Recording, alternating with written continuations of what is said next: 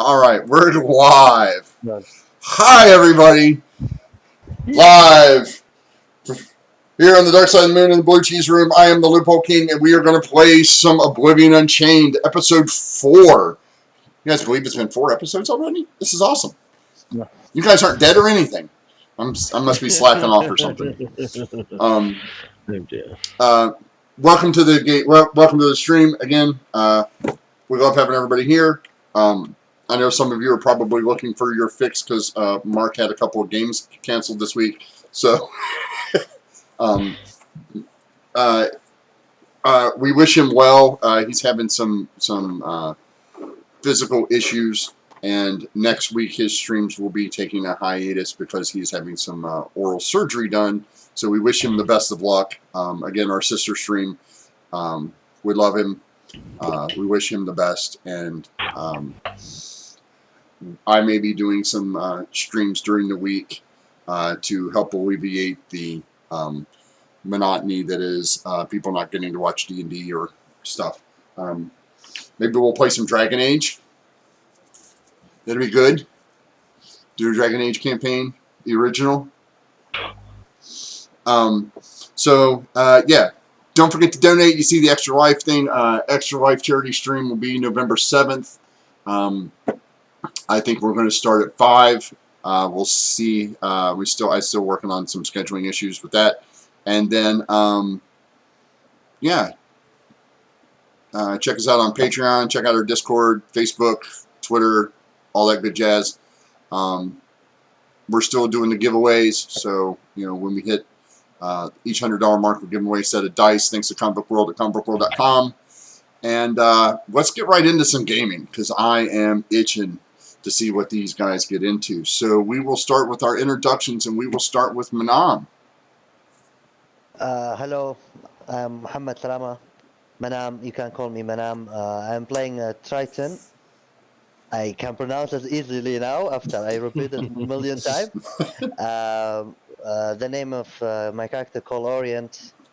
He is he believed himself like he won't protect the party. I'm not sure. I hope he will not annoy them. Yeah. Sai. Hi, I'm Simon, or Sai, to mostly everybody. I'm playing Echo Hemlock, Oread Dryad Bard, and I have a few questions for one of our players a bit later on.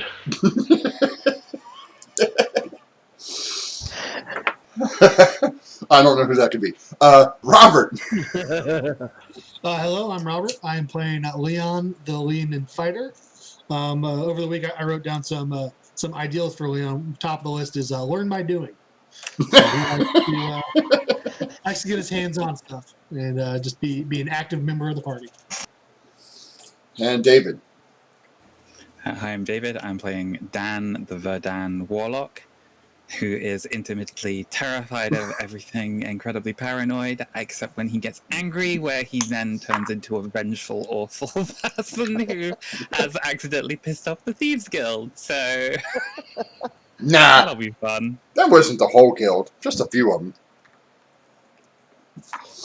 So to recap what happened last week, the group went shopping.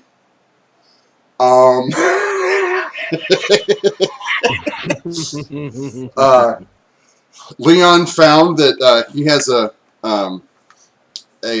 taste for two-handed weapons that are very, very sharp and pointy. Manam got himself a basic off-the-rack set of armor and sword.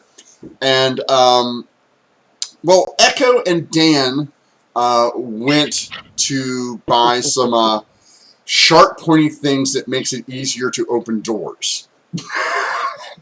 And were quickly chased out of one establishment in the city because he's not that kind of establishment, and found themselves running into a small group of halflings who belong to a really nice community service organization who wanted Dan to join, and Dan decided he probably didn't want to do that, so he turned into the Avatar of Death and scared the ever-loving bejesus out of them.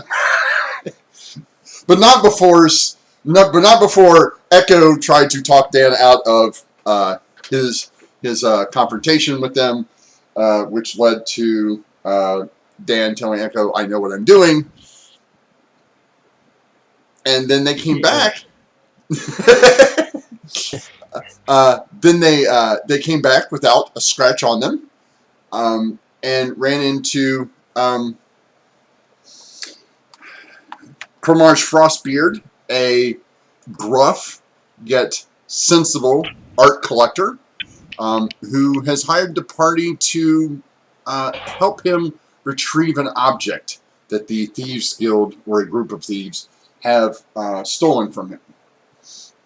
And Dan found out that the orb that he has is an Elder Rune orb, and it seems quite valuable and very mysterious. And he has decided he's probably going to go talk to this person some more. So you guys are busy having your afternoon meal. And Right, go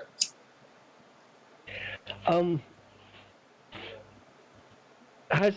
Has our prospective employer disappeared off? Yes. Right. Okay. So it's just us at the table. Yep, just you and a couple of random ne'er-do-wells in the. Okay. So long. I'm going to avoid talking loudly. If any of them come closely, I'm going to try and sort of Sure. keep it low. I think that we've met the people that could possibly have stolen this guy's artwork. Oh, okay. I think, in fact, Dan and I very recently met them. That's a weird coincidence. Yes. I hope they didn't and, hurt you. No, they didn't. And I'll tell you the story about that at some other time, perhaps. But I can say we didn't leave on the very best of terms. So, kind of going and talking to them about it might be problematic, at least for Dan and I. Oh, well, I guess I could do the talking. Leon, when you talk, you smack. Oh, not always. I'm not sure about that, and I think they are thief guild. Believe they will not care about talking. More they're gonna steal from us. Well, it's a good thing I don't have anything worth stealing. I believe none of us have something worth to steal. But No, if they, speak for yourself.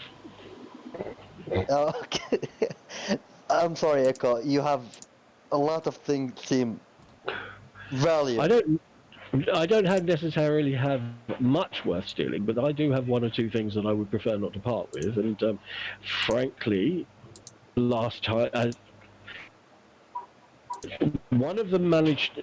I used a little magic on one of them, and he shrugged it off as if nothing, which concerns me somewhat, because it may mean that other magic that I can use may not work on some of them either. Just be wary of that. Although, to be fair, Dan's magic seemed to be quite effective. Interesting. Dance magic? Yeah. It was just something to try to ward them off and make them not want to fight me. It worked. I Oh, don't great really job, know Dan. how I did it, Yeah, but good work, man. Some nice little smoke and mirrors, I bet, something like that. But let's talk for real now. They are thief guild. You said they are thief guild, and I believe the encounter you said I felt like they tried to harm you, but thanks to Dan, that he able to repel them. I believe He even if we managed to go cow ahead. them enough for us to be able to walk out of there without a problem. Yeah, what I meant, I mean, like if I want to know like what happened, but I'll ask that for later. But if we're gonna deal with them, I don't believe they wanna talk more. They're gonna give us all what you have. I can say that if they see Dan or I as part of the negotiations, I would suggest it probably won't go terribly well in our favor. Then let me ask you this: you want negotiation for what? Give us back what you steal? Well, we could try and negotiate to get it back. I mean, how much are we being paid for this? Sorry again, I couldn't hear you. I think it was 250 total with 50 up front. Okay, well maybe we negotiate buying it back off them for 50 gold. We make 200. Everybody's a happy bunny. I think they were demanding 2,500 from our friend there. Well, we can go back and talk to them and explain that's a bad idea. Yeah, so I don't think if they're blackmail on this, they're expecting to get paid 2,500 for this. I don't know how much room we have to negotiate. We need to find out a bit more about the Thieves Guild in this town. Is it just a bunch of shifty halflings, or is have they got any serious backup? We could go find some guards and claim we've had something stolen and see what their insight on the Thieves Guild is.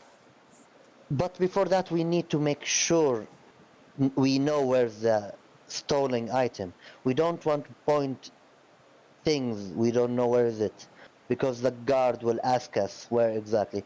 I believe if we could find the place, at least the place they hide the stolen items, the stolen art, we could point finger before we. Well, there is one place we could go and start asking questions, but we may not get the friendliest of welcomes.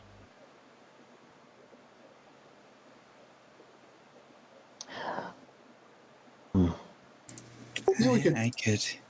I could try the telepathy thing. Just poke the question into their head and see if they instinctively respond. Where is the cup? And if they answer, Okay. then I know, and then we have leverage. Okay. That is an interesting idea. I would suggest that probably all four of us should go down there rather than just you or I, Dan.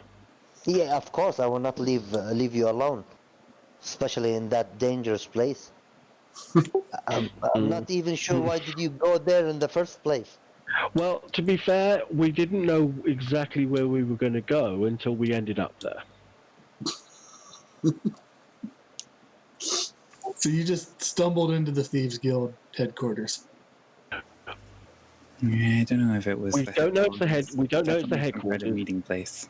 But we do know that these girls are associated with that location. That's probably the best way of putting it. Well, do we want to go take a look at this area, stake it out a bit, see who comes and goes from there?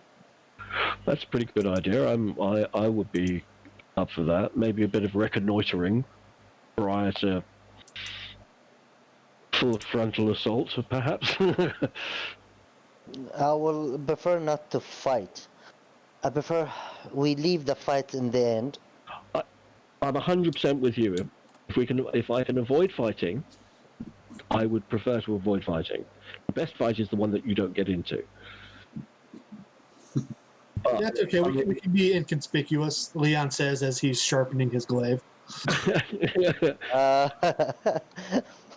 Leon, my friend, that doesn't seem. Can I point out that we're a Verdan, a Leon, and Triton, and a nymph. Not standing out is what we do. Very inconspicuous. We don't blend into crowds. Especially not crowds that are all halflings and who are all 3.5 foot tall. You said they know your face. Do we want to try and find a disguise for you guys? Is that they're not bothered because they'll see right through it if they're a thieves guild probably. Well, I'm tempted to play this one of two ways. We can either use we can try and sneak around trying to follow Thieves Guild people who are probably far better at sneaking and following than we are, and will spot us coming a mile away. Or we can just go and knock on the front door and see what happens. That's just taking a gamble that the item is there. Or not necessarily. We could just say, look, we're prepared to do you a deal. You know, this is going to cause you no end of trouble. You don't want that. We'll take it back off your hands for 50 gold pieces. You get 50 gold, you're happy bunnies. We take the item back. Nobody gets hurt. It sounds reasonable. And I'm hoping that they're going to be reasonable and accept that. And if they're not, then, you know, maybe we have to explain it to them in a slightly more directly physical manner. If we do try to go the stealth route, we're not just trying to hide from them. If the town guard sees something, we'll have to explain what we're doing to them. And I think our employer might want some sort of privacy, and they would prefer the word not get out that way. Yeah, I mean, do we think that this guy is going to be coming along with us? Because that is going to alter how we play this. How did we leave it with him last week? We were going to meet him somewhere? He said, I believe, if I remember, he said he will have a meeting with these people. You asked him to set up a meeting between you and them. He was not going to be there. Perfect. I don't want him to be there, because I can't be responsible for his safety. We'll just go to that meeting, walk up, and tell him your deal. Say, hey, put all our cards out. This is the way it is. Accept it or accept pain. Accept it, or my little friend Grim RP here will. The Grim Reaper. I don't think that is a memory that I'm going to forget till my dying day. And I can live for thousands of years. About that time, while you guys are doing this, two of the city guard entered the building. They look around for a moment. One of them stands near the door, and the other one makes his way towards you guys. Specifically, one going around and standing next to where Dan's sitting. Excuse me. Are you the performer that was scaring the local populace this morning? Performer? Yeah, and Dan's gonna hop off the chair and do a little bit more of that goblin jig. I'm just a performer. Yeah. He's with me. I'm sure everything's fine, officer. Well, it's not so much that that you're performers, but more of there are rules about using magic in the city square to frighten people. It was completely unintentional and is never going to happen again. You have my word. Well, you can trust me. See, that's part of the problem. If it's unintentional, how can you guarantee me it's not going to happen again? Because, once you've made a mistake, you learn from it and you don't repeat the same mistake. I'm sure everything will be just fine.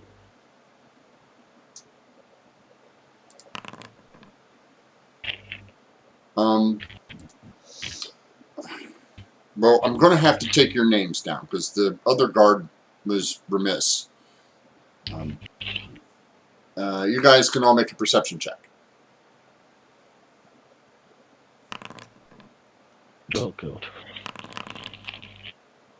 I'm so busy on being I'm focusing on charming, trying to be charming to these guys.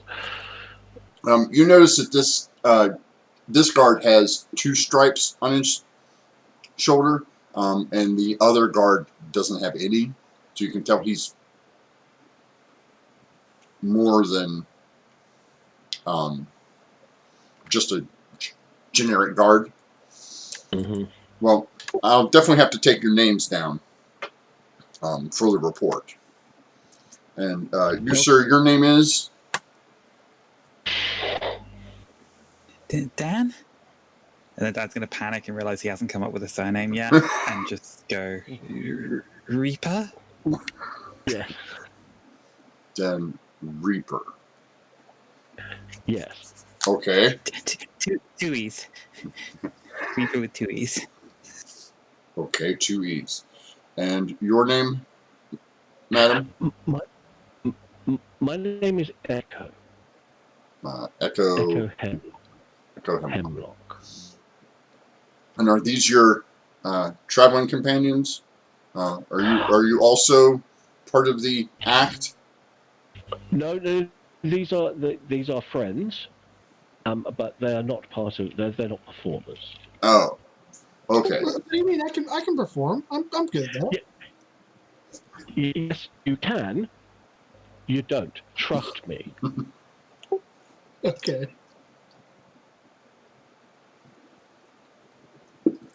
No, they're just friends. Don't worry about them. They're fine. Oh, sorry, I just had this mental image of you being like a circus tamer, only it's like a mouse that you're wielding like a chair against. Stay back. It would be a rat. I'm deathly allergic to rats. Watch me put my hand in it. Watch me put my head in its mouth. Yes. So are the 2 of you staying in town very long?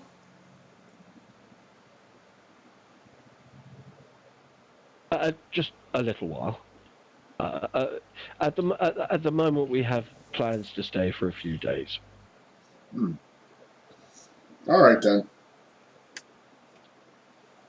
Sir, a Yes. question on an unrelated topic. I'm pretty new to town. What's your title? What's your position here? I am Corporal Longetz. I'm second in charge of this district. Okay, so would you be the one to talk to if I had an item stolen from me? Yes. It's nothing big. It's inconsequential value, but it did have some sentimental value. And I was looking if you had any recommended places I could go to. There any repeat offenders of people who steal items that I can go check out, see if it's. Oh no!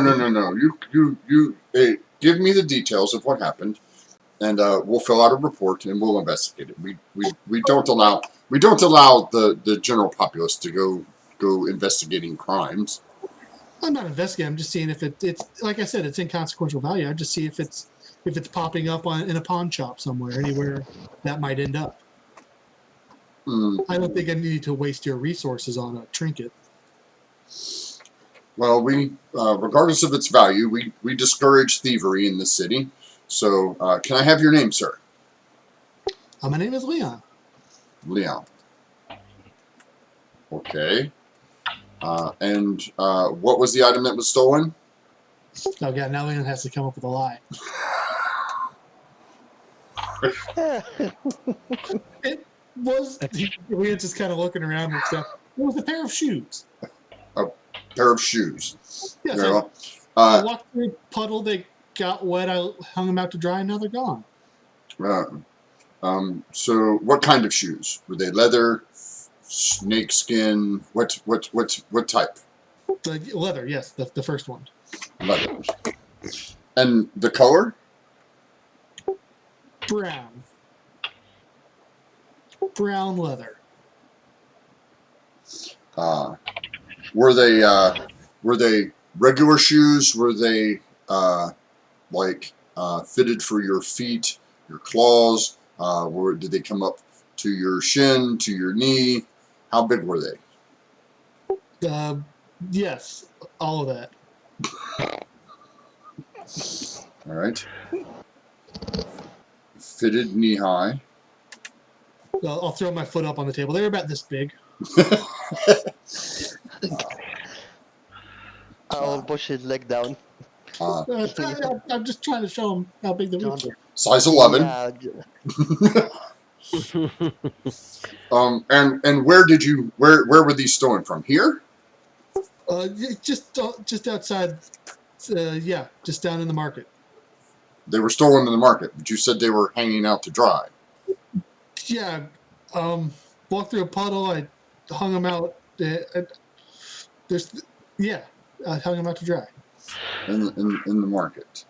Okay. And was anyone with you when you took these off? I don't remember. Don't think so. None of your friends here?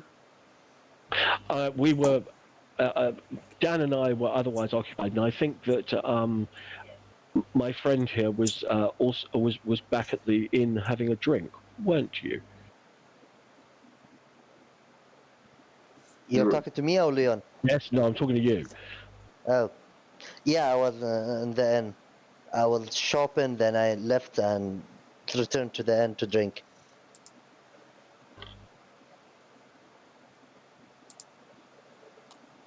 But I said that they're shoes. There's no value. You don't need to waste resources on this. Just Oh well, no. We don't take kindly to this. So, what part of the market were you in?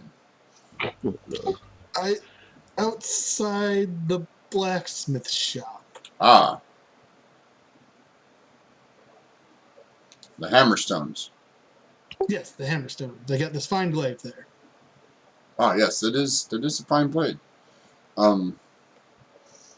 Very well. You said your name was Leon? Yes, Leon, the Leonid. Yes. Quite original. And you're staying here as well? Yes, for the next day or so at least. Oh. All right. Well, we will follow. I will follow this report, and if anything comes up, we will let you know. Thank you very much. Thank you for your service, Corporal. And he nods to the other guard, and they exit. Leon just looks around at the others. I think that went really well. Leon, no one told you you're very, very, very bad liar. What are you talking about? Ah, God. You know, like the problem is that when someone take a name, they will remember it. Yeah, Yeah, well, that's the point of names. yeah, we don't want people know our names. Like you don't know about this guard, you don't know what he work with it, what he work with who. You know what? I can always change my name. I just chose that one. Can choose another. Oh, It's not like it's on my birth certificate. yeah, like he will Orient will turn to Dan and said, "Fighting people? What did you do?" It was just some skulls. Some flaming skulls. They were hovering around me, and apparently they looked kind of scary to some of the people while we were passing in the street. But they didn't hurt anyone. No, Probably would have, but they didn't. Like Orion's like, it's There kind of was that, scary. There was the kind of black wings and the eyes and the. Anyway, moving swiftly on. It is not swiftly. How Or- come it's swiftly? It's just Dan. it just had paper mache or something. Let's continue on. So we need to go meet up with our employer, Chromash, at some point, right? By Leon, didn't you hear that this corporal said they don't like people getting the problem, and So we need to be careful. Yeah, we need to just be clear it careful. out. Yeah. We need to be careful. I will not say no. I will just say we need to be careful more. I'm not saying we'll not go. We're gonna go. Like we don't. I don't have a choice. We're We need to totally gonna just get quit. we're totally gonna get in trouble, but let's try not Yeah. to if we could possibly help it. Yeah. And I'll turn to Dan. Dan, no flying skills. Echo, no thief. Leon, no need to talk. Got it. God. One of the other ideals I have written down is do the opposite of what Ori did.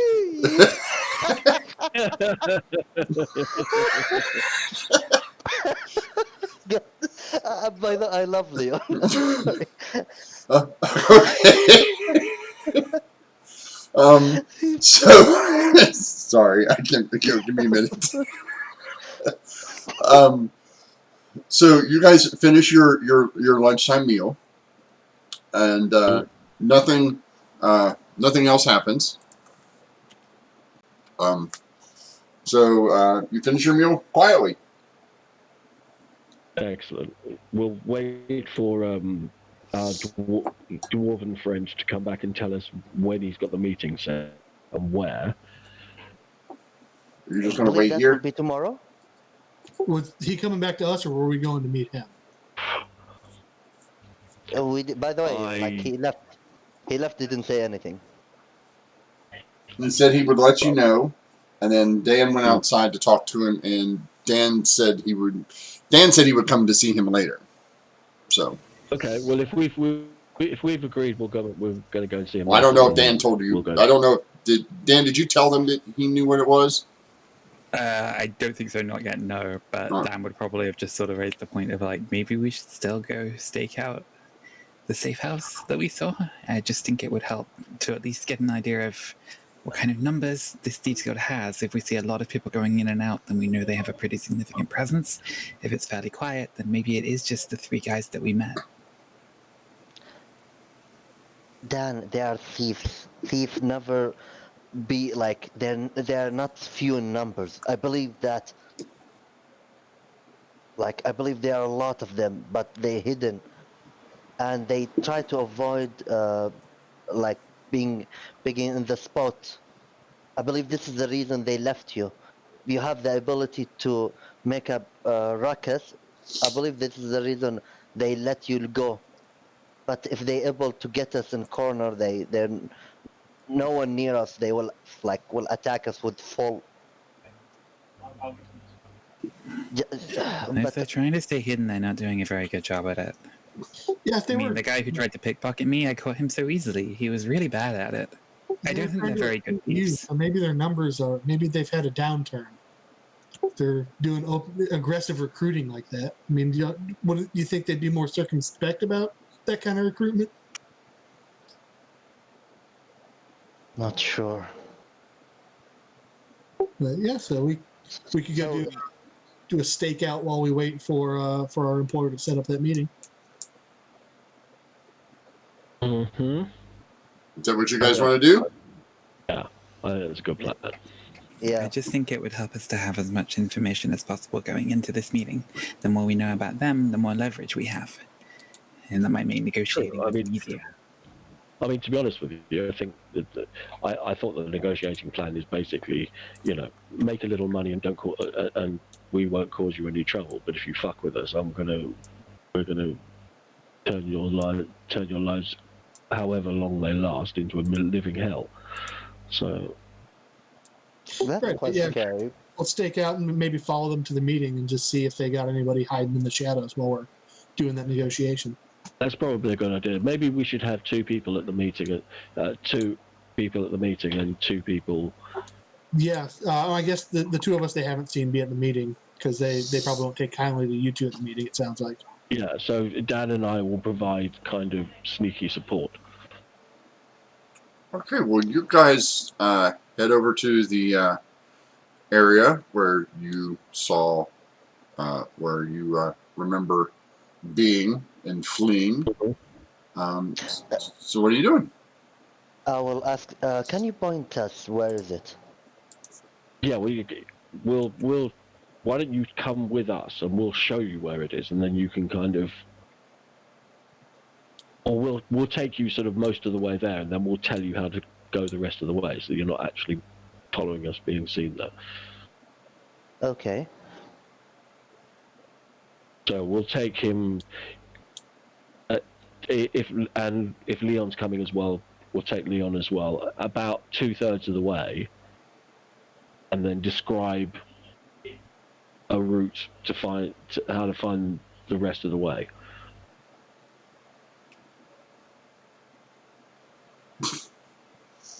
If that makes sense.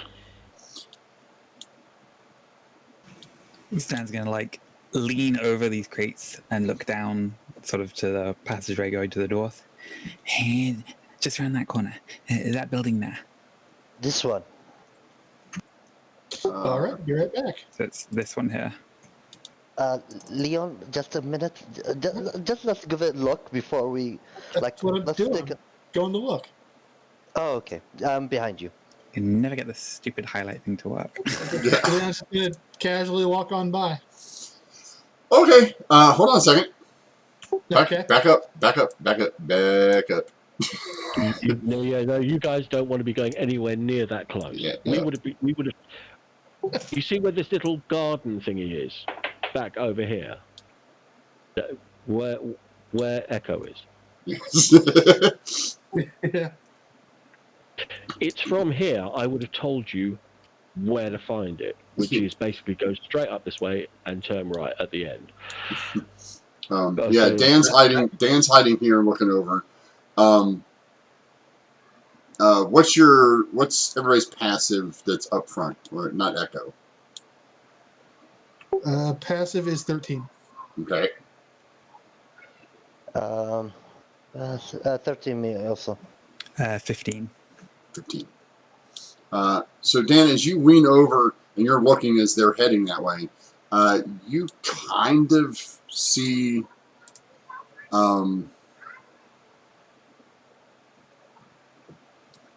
like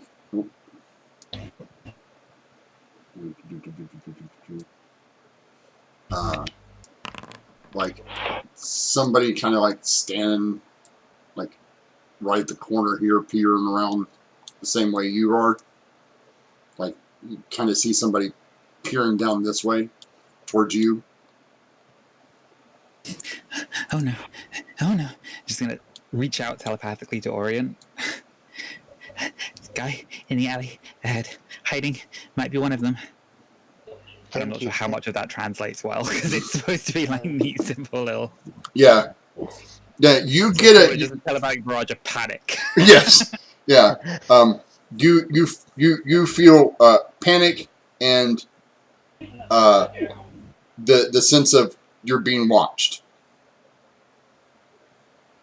Orient. I will tap Leon and I will tell him, I believe there's someone watching us. Okay. Probably a question Leon should have asked before doing this. Are these like city streets, like crowded city streets, people walking down here? Or are these like dark back alleys that we're walking through right now? This is more of the this is the hood. This is It's like a common walkway I'm walking on. It's not like I'm in going into somebody's backyard or garden. they're more like alleys than this is the slum area. So this is their alleyways. Like Okay. aside from where the greenery is here up by a hemlock and where this little area is here, in the middle with the fountain, the rest of it is pretty much. Whoa, that's a big spot there. Why? Yeah, no, I didn't mean to do that. How How do I get rid of that? go back and delete it. You got to change your cursor to the select areas or something. Yeah. Select targets, Yeah. which is what I tried to do, and then it.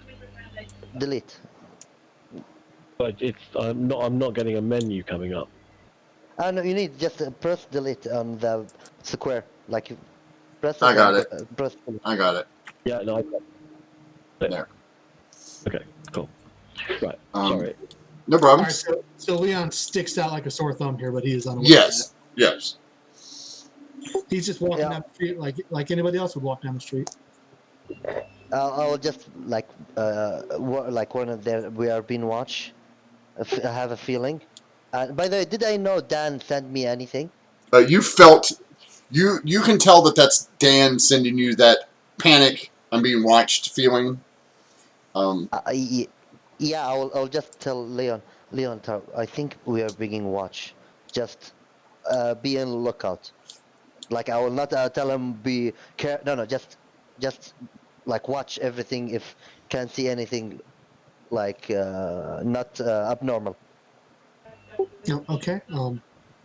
Yeah, just gonna make a lap of the building. Is that Okay, go Yeah, ahead. I'm behind him.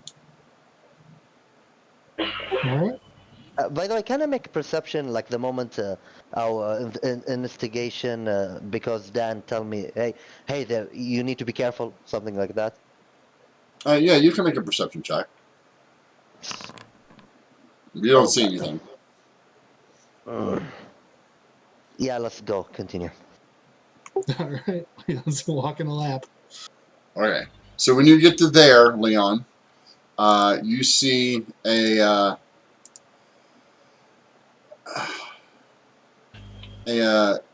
grumpy-looking individual standing out front.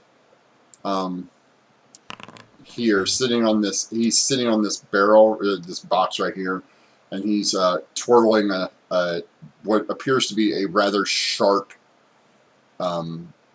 dagger, short sword combination in his fingers. All right. I will wave to him friendly and just say good day, sir, as I walk by. Just real neighborly, like. Keep Really? moving. Okay. Really? Really, Leon? The person who was twiddling the knife, what race were they? Were they halfling by any chance? No, he's a dwarf. No, he's a dwarf. As you get down to here, this continues on. It kind of looks the same way. Yeah. You do notice that this whole back area back here is boarded up. Like the whole back of this building, the back of the building that the dwarf is sitting in front of is all boarded up. Like the windows are boarded up. There's a single door in the back. Like this window here next to where you guys are at. Here, right there, that's boarded up. Like it looks like this is an abandoned house. Right. There's the door up front, and the door in back. And those are the only two ways in we see. Yeah. And By the way, do you see this person? Down No. here? No. Oh, yep. So you and I, we only saw the front guard. So yeah, Leon would just continue walking up, and then I guess we'd find a circumspect path to loop back widely to the others. Okay. Yeah, you don't see this person anymore, or you don't see it at all. Yeah, so you guys walk around. You do notice that once you come around this area, like once you get over here, you do see some more. You do see a guard standing over here, and you see another guard standing over here. Just nod at them pleasantly as I walk by. You can just move your token over there, Manon. You don't have to worry about measuring anything. oh, okay. It's hard to drag because if you drag it and then you hit a wall, it cancels the move. Yeah, Yeah. you can use the arrow keys to move too. By the way. Whilst those two are doing a little patrol up there, I'm going to wander over to Dan Okay. and say, look, I just wanted to have a little quiet word without the other two being here. Because I'm not going to lie, I was a little bit freaked out by the whole Grim Reaper thing that happened at the Thieves Guild. And we haven't really had a chance to have a little chat about it. Well, that makes two of us, because I don't know how I do it. I don't know where it comes from. Like I said, it doesn't feel like it's part of me. It feels like it's coming from somewhere else, and I don't mean to do it. I just He was No, really rude. No, listen. I'm is in absolutely no way a criticism. Please don't feel that I'm kind of having a go.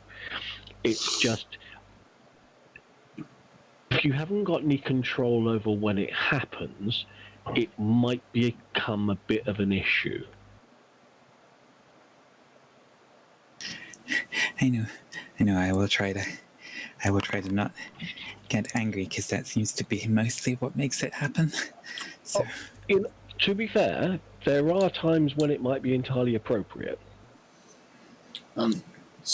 Whilst we're sneaking around town, is probably not one of them. So, Orient, you and Leon come through this square, and you notice that there's some vendors here, a couple more guards.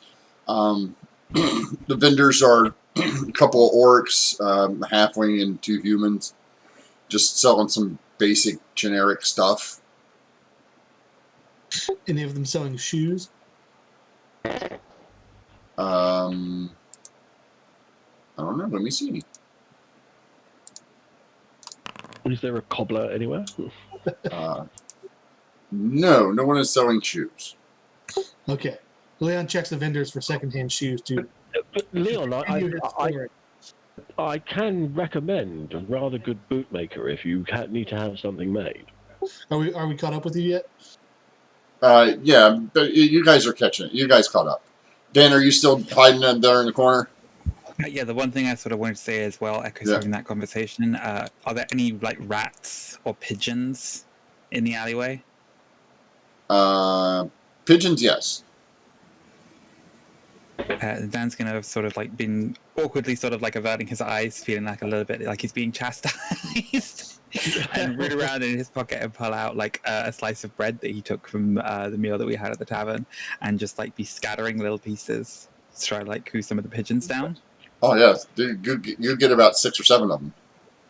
And as this little like crowd of pigeons comes around him, and as Echo has been advising Dan to like try to keep his warlock powers under control, he's going to speak a particularly like sharp passage of Goblin, and essentially can't speak with animals.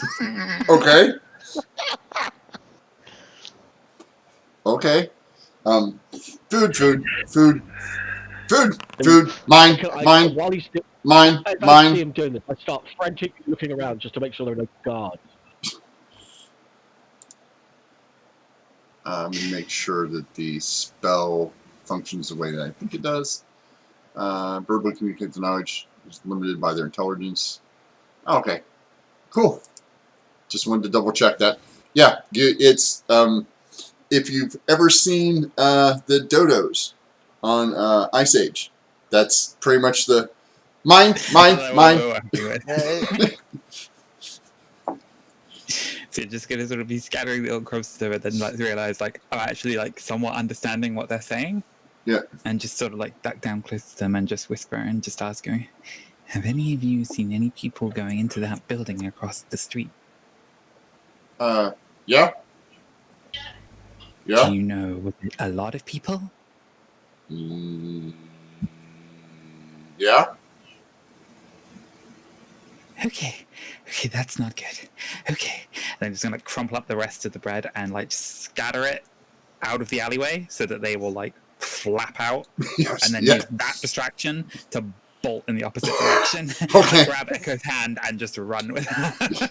Yeah. So you're what? You throw the bread, and they're all like, bread, food, mine, and they start, and you can still hear them in that kind of cacophony of fighting over the scraps as you run away. And once you get about 30 feet away from him, you don't hear it anymore. Is that concentration? I don't think so, but it is only a minute. Okay. So yeah. So as you bolt down through here, you pass the house with the barrel across from it. Oh, sorry, double check. It is 10 minutes that it stays active. Yeah. So when you get to here, you hear a gruff voice going, get away from my house, get away from my house, get away from my house, get away from my house. And you look and there's like panic, flinch, like duck to the other side of that alleyway. Sorry, and then just keep going. get away from my house, get away from my house. Bad guy, bad guy, bad guy, bad guy. Is that coming from a dog by any chance? Yeah, you hear a dog barking as Dan is coming down, as Dan is dragging you down this hallway. You're, and you see Dan is just like, ah! I'm following Dan. I'm trying to make sure he's not going to get into any trouble. Well, Dan is pulling you along. Like, Dan is barreling down this and just happens to freak out every couple minutes. Dan, you also hear some more pigeons as you get down here. Food. I will ask, if I saw Dan, I will ask him about the feeling that he gave me, the message. Like, where did you exactly see or know where's exactly the person who was watching us? It was towards the end of that alleyway.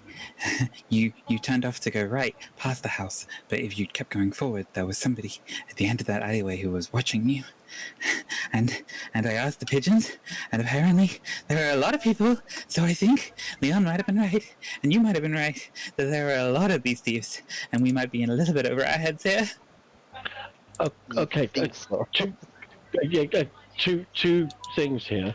One, we're talking about a bird. How many is a lot to a bird? Because I think that their counting will probably go something along the lines of one too many. Yeah, they got 2 wings. They can count to 2. Exactly. So I'm fairly certain if they say many, it could mean anywhere from 3 to 450. I don't think we should be relying on them for accurate intelligence, based on their intelligence. Good news is they just had one guy out the front door, and all the windows are boarded up. So if we can take him out quietly, just walk right in the front door. I can probably get him Leon, to be a nice guy. I'll say something really, like, I apologize. I don't mean that. You was the most suspicious person I ever saw. Like, it is an alley, and these people doesn't look like nice. And even the people, I will not assume, but I believe the people who live here is not nice. No one will say hi and wave them, smile. I'm going to be. I'm going to be. I'm going to have that up just while everybody's fairly close by, because that's 5, 10, 15, 20, 25, 30. Yeah, so everybody's well within range of me, because there's 60-foot range on that. Yeah, so. And I'm going to say, look, I'm going to see if I can't charm that dwarf. But do we want to do it now? Which is just a recon. We going back to the meeting, or do we want to try and get in there now? That's a good question. Okay, let's go back to the. Let's go to the. Let's wait until the meeting, and then you guys go to the meeting, and we'll come.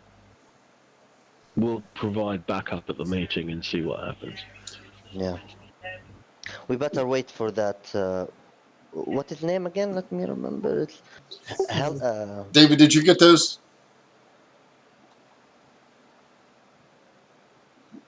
Yep, I did. Okay. That's What- coming what's from the name? coming from the small cage hanging off your back.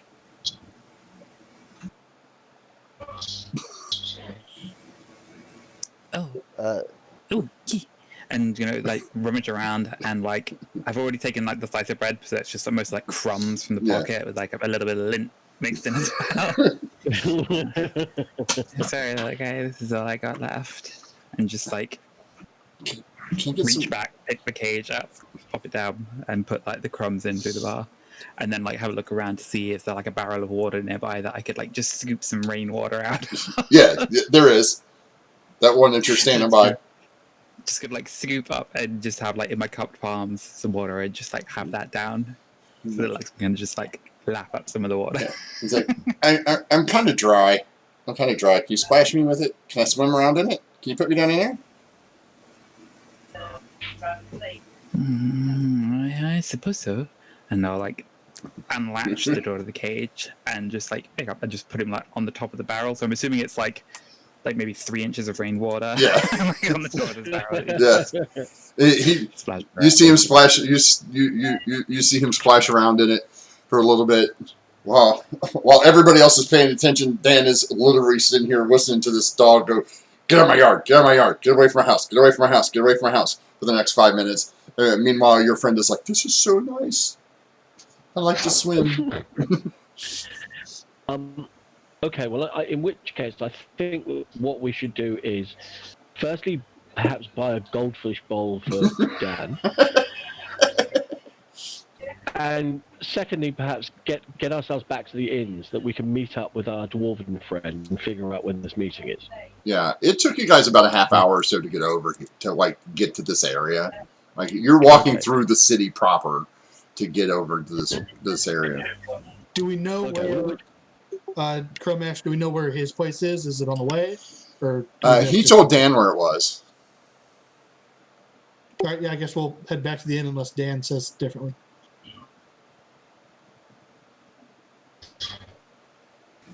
Yeah, I think we've got some useful information so far. Unless, Echo, do you really want to try charming? Not yet. I don't want to try it until I have to. Okay, then hopefully we can attend this meeting that Cramash is going to set up, and hopefully we won't need to do anything else. We can just discuss with them and they'll listen. They probably won't, but we can try. Well, I'm hoping that either Leon or Orient will be as persuasive as possible and sell them on the deal. And you and I are going to be in the back. And you and I are going to be in the background when it goes wrong. I will tell you the truth. I'm not good with, like, I don't like the idea of, like, talking to some criminals and have a deal with them. Well, would you like me to do it? No. I just, I apologize if I come to like that, but I will do my best that we don't we avoid fighting. By the way, do you still who had the 50 gold? By the way, I think Dan had it, didn't he? I thought we divided it evenly. We all got 12 gold, 5 That's right. silver. That's Yeah. right. So we divided it up. Yeah. so We could each fork it out if necessary. so you said that we will try to have a deal with them, give them 50 gold, and avoid the fighting. We get in a fight. Well, if we have to fight them, then we fight them. But I'd prefer not to if we can avoid it. Me also. All right, you guys continue talking for 1 second. Cool. Yeah. If you guys need me to do the talking, I can do that. No problem. Negotiate the deal for 50 gold for the item. Otherwise, things get bad for them. You know what, Leon? I have full confidence in your ability to be able to negotiate the deal. Well, thank you. I think that you can do it. And I will be giving you an inspiration before you go in, just to really help with that. I think you just save it. You might need it later. Yeah. I'll be fine. Yeah. Yeah. Like. How long does bardic inspiration last for? Let me just 10 check minutes. this. 10 minutes. Yeah. So basically, about a minute before we walk you and Orient are walking into that meeting, I'm singing you a song. All right, it's strange that you're telling me that now, but yeah, it sounds good. Well, it's best to plan these things in advance, so at least we know we've tried making a plan, even when it goes horribly wrong. Don't put that negativity out there. It's going to go perfectly. Have you been observing how we do things? We have not failed a mission once. No, that's absolutely true, and I would also suggest we probably haven't done an enormous amount of planning either.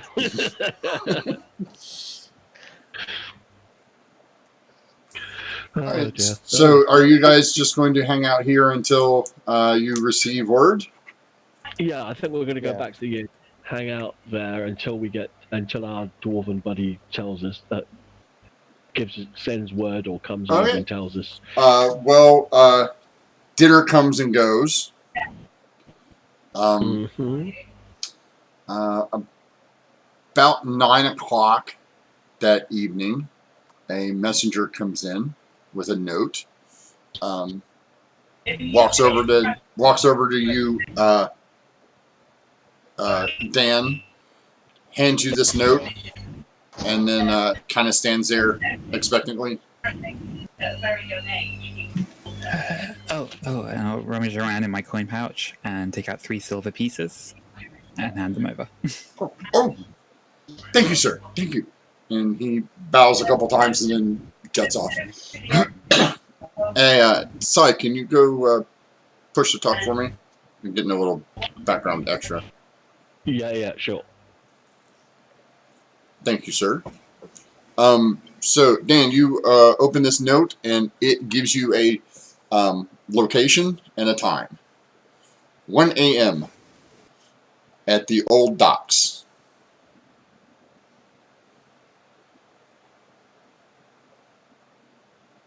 Do we know where the old docks are? No. But did Dan tell us about the what's in the note? I don't know. Did he? I'm waiting for Dan. I think this is the time and the place. The old docks. So I guess there's more than one set of docks in this city? We'll be down near the waterfront though, right? Give me a second, Dan. I will try to do something, and I will go to our barkeep. Hello there. Hey. Where's the old ducks? Oh. So let's see. Easiest way to get there is go past. Go out towards the main gate, and then instead of going out the main gate, you go right past Hammerstone's place, down into the south quarter, and then out that gate, and they're just outside the city. Thank you.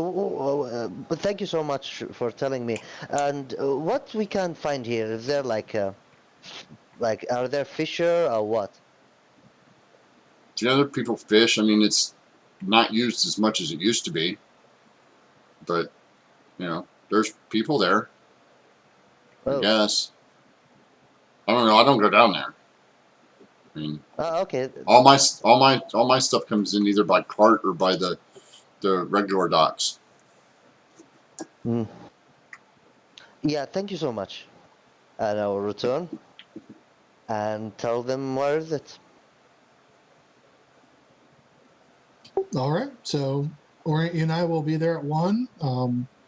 What are you two doing? You guys going to try and stake out the hideout and tail them to the site, or just going to find a place to hide around the docks? Now that you have the information, where you guys were for the hideout is on the opposite side of the city. All right. So I think it makes the most sense for us to stick together. We will try to find a hiding place nearby where we can help you. But if they've organized a meetup outside of the city, that might be to try to keep out of the guards' line of sight. Be cautious, but it also means that if it's probably a place they're planning an ambush or a possibility of one. does one or two of us want to get there early and observe the area and see if we can see them setting up an ambush? Yeah, it's better. I certainly would like to, yes. So, what time's the meeting for? 1 a.m.? Yes. I think that I and maybe Dan should go down there at maybe 11 or 11:30 and get set up so that we're nearby and have a scout around. We got no way to communicate once we break up. How do we signal each other? I will tell Leon. I believe we have our communicate. Don't worry, you're gonna hear things and prepare for surprise. Just believe me. I can make a lot of noise if I need to, but I believe Dan can. If you, do you know what the range on your silent speech is? Not so far. I haven't really had time to try it out. Let's go. Let's go. Fairly close. We could Yes. test it maybe, and Dan's gonna like hop up and run to the other side of the inn, and then just like pressing a hand against his head, and there's just like nothing coming through, and then just like take a step closer to like find out the point where. So from that determined, it needs to be about 30 feet. Is it 30 feet? Okay, 30 feet's cool. We'll try and get within 30 feet of you guys so that Dan can let you know. Otherwise, I'll create the illusion of a small white snowy owl flying in front of you. Wow, you can do that? Yes, I can. For what reason? So that you know we're there. Oh, Can you show me what that looks like? Sure, and I'm going to cast Minor Illusion. And sure enough, there's a white snowy owl in front of you, except for the fact that it's almost completely see-through and it doesn't have any, doesn't make any noise. Yeah, makes no sound.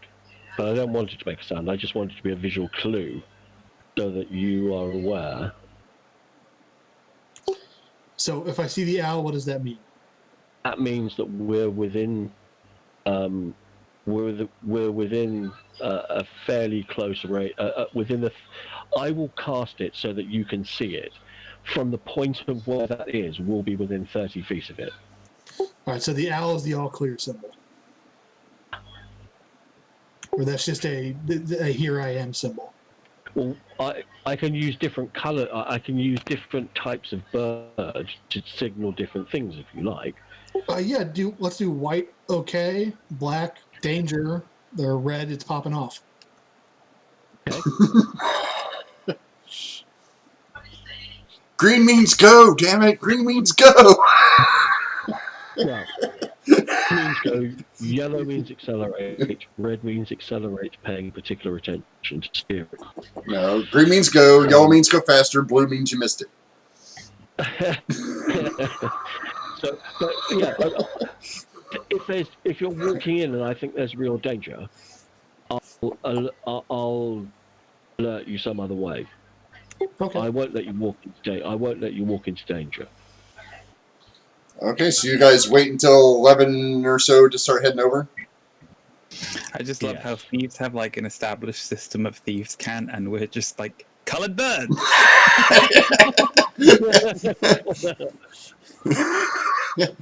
Well, everybody's got to have their system, right? Yeah, what could possibly go wrong? I mean, heaven forbid there's an actual bird out in the woods. Well, at least I don't know if there's any red owls out there, so maybe that'll work. Oh, yeah, because Leon's going to pay attention to what kind of bird it is. He's like, it's black! Screw it! One cardinal flies by and Leon's turned to knock down doors. So just happening to Dan having to use speak with animals to be trying to coax all these birds to like, no, stay quiet, stay quiet. Shh, everybody sit still. Don't move. You guys better shoot birds out of the sky before Leon sees it. Okay, so about 11 o'clock, you figure it's probably take you at least 45 minutes to get out there. So if you want to be there at 11, you'll probably have to leave early. I think we'll probably want to be there for about 11:30, an hour and a half before we good. So we'll leave about sort of 20 minutes to quarter to 11, something like that. Okay. So, It's all of us, or Dan and Echo? It's probably Dan and Echo, because you guys are then coming a little bit later on to actually go to the meeting. okay. We're going down there to scout the area and see if they're trying to set up an ambush or something. Yeah, so maybe you guys try and get there stealthily while Echo and I just walk there normally in case they're trying to tail us. Absolutely. I'm definitely going to try and be stealthy. Sit on try. Okay, out of character, because Leon wouldn't think of it in character, but out of character, are we pooling 50 gold together, or does Leon just have his 12? I'll happily cough up my 12 and a half and give it to Me you. too. Yeah, that's something. I think somebody in the party would have thought of that, not Leon. Yeah. No, that's fair enough.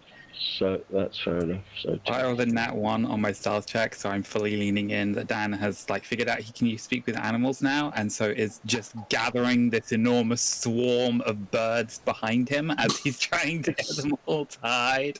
And instead they're just pecking at him and wanting bread. yes, that is. You got a couple of squirrels that are wondering what's up too. Oh, Hey, As we're waiting on that in between time while Leon's still but sitting, I can't click on my token. But no, I can't click on it. it's okay. It's dark for me, right? yeah, you don't have a token yet. Uh, All right, now Hemlock, you should be able to move your token. No. All right, I'll delete so it. as Leon's sitting there waiting for his time to go, he's just repeating the hand motion he saw Echo doing, trying to get an owl to appear. Yeah, for some reason I can't move it or do anything. Hold on a second, let me. It says you're the owner.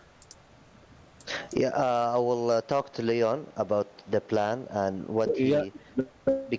Okay. Because Leon, So, the one who do I think we- talking. All right. Do all the talking. Got it. Okay, so Yeah, but I think that we're going to go sneaky down this way. well, hold on. You guys aren't. You're up on the path. You can see the docks from. Yeah, you're not down there yet. You're Right. Okay. this is as big as the map is, so I can't Right. put you like off the map out here somewhere. Okay. Yeah, that's you guys cool. are. Yeah, you guys I'll are. tell you what. You let me know when I'm on the map. Yeah, you guys are.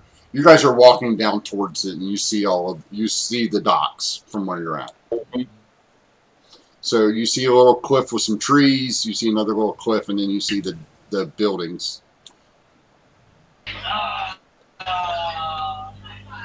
Right. Am I on this map? Because I'm just seeing black. No, you're not on this map yet. Okay, makes sense. Sorry, what was Orient trying to tell Leon? yeah, he will ask about what he planned because he want to be in the same idea like Leon. What he gonna plan to talk to them and what tell them to make sure Orient back up Leon as best he can. All right, Leon looks at the palm of his hand. He's got like bullet points on there. 50 gold for the what do we get in the chalice? 50 gold for the chalice. Otherwise, it sucks for you. Leon, my friend. I'm just gonna wing the rest of it.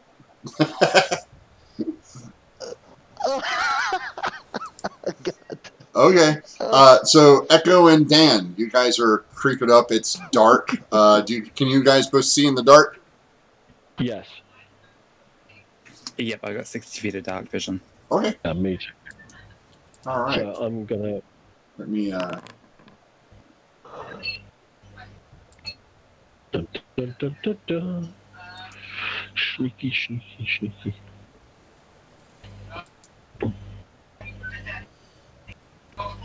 There we go. That should be better.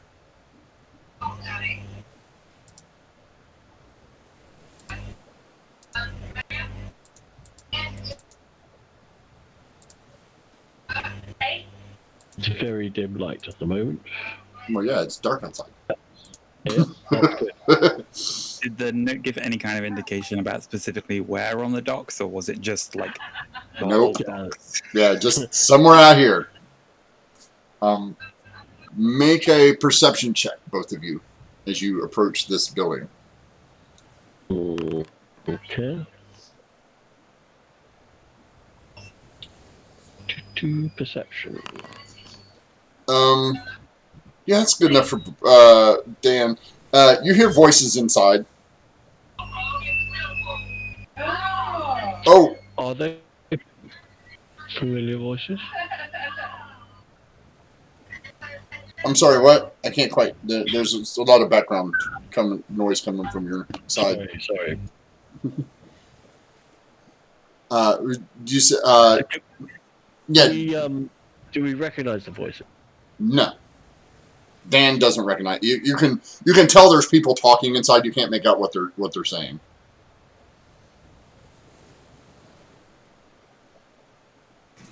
It's just gonna sort of like look across the Echo, just like finger to the lips. As we like sort of edge along the side of this building, just assuming that this is just like dockside workers, fishermen, probably. Yeah. I'll motion to Dan with my hand and kind of start moving.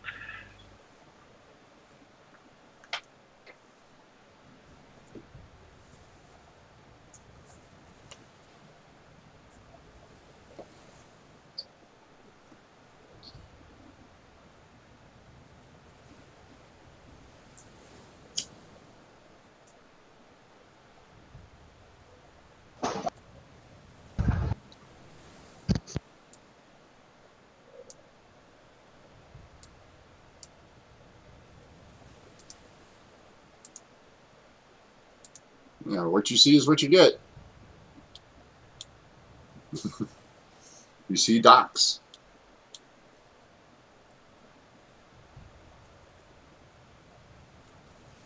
And you see a drunk dwarf sitting on this, sitting here drinking.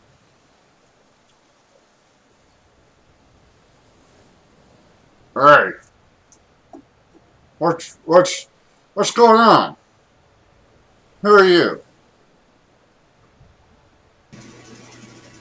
Dan's gonna like hastily just throw a handful of bread out in that general direction. Okay. So that some of the various birds that have been kind of gathered around him will hopefully about that, and he will just assume, oh, it's just seagulls. Well, no, Echo stepped up here. Where'd you go, Echo? You moved up to here, from where you saw him sitting there, and that's when he saw. Hey, so Dan, you throw the stuff. Make a deception check or animal handling. Actually, let's go with animal handling because that's even better. So Dan grabs this handful of bread, crumbles it up, and just goes like this. And instead of throwing it more out, he throws it more up. So now there's all these birds that are like flocking around all of you, squawking. And he's like, "Hey, what the hell's going on with you? What are you doing? Stupid birds. Trash birds."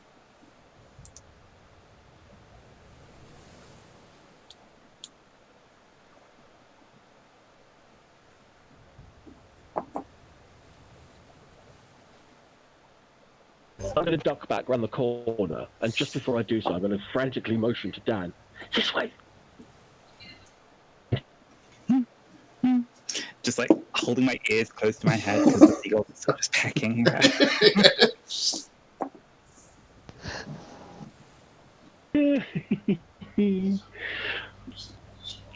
Right, and I'm going to go back along this.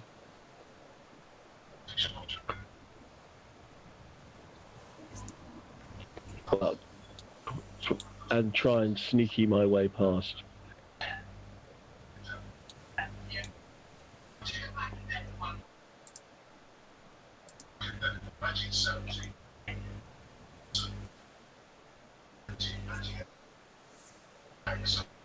Go past the door, and I'm going to quickly go out to the edge of the wall there and poke my head round the corner sort of quickly, just to see if I can't Is that dwarf still there? Yeah, he's kind of slumped on the bench, drinking some ale, mumbling about something about stupid birds. Okay, I'm gonna. What's the range? Oh, okay. I'm gonna cast an illusion of a seagull on the opposite side of him to me, pecking at stuff on the floor and just moving away from him. So it kind of draws his attention, and I'm then going to try and run over to here. All right, make a deception check before you make your move.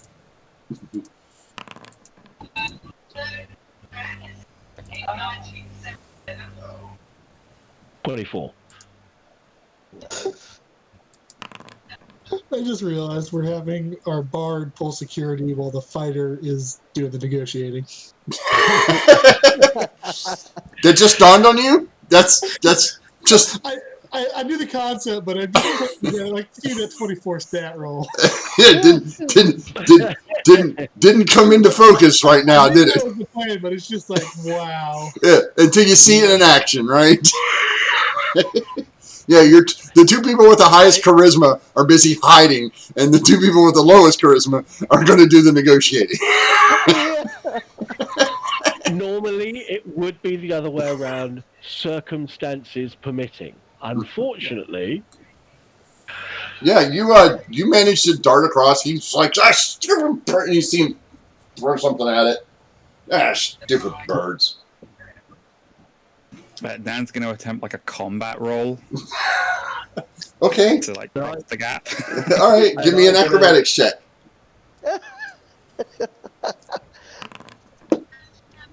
Yeah, you managed to roll.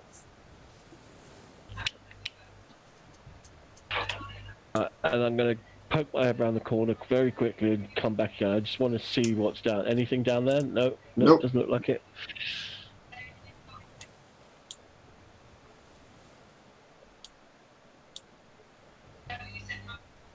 Quickly have a shifty down that side bit of there as well. Nope.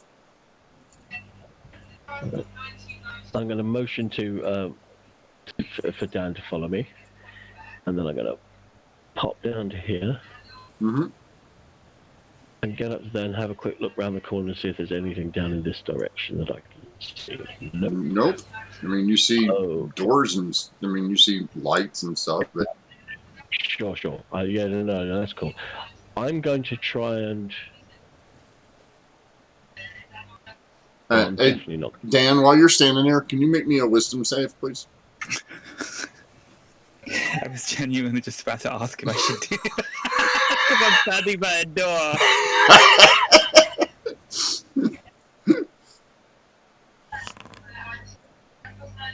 You managed. You're like, maybe I should open this door. Maybe I should open this. No. I'm being sneaky. Don't open the door yet. But noted for later. Yes, but it's noted for later. Like, you've passed a couple of doors, but this was the only one you stopped right next to, and you're like, I see a door. Keep like glancing at the knob. Like, I got new shiny stuff. I could probably pick it, but.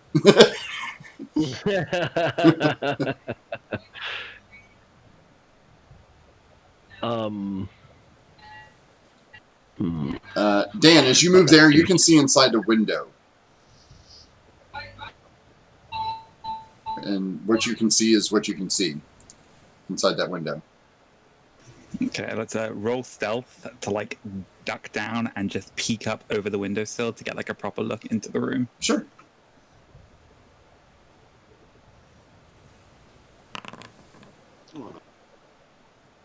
Yeah, totally. Stealth, not my strongest. Nah, you're like, you want to peek, but unfortunately the windowsill is right about eye level, so you have to like hoist yourself up a little bit to look in.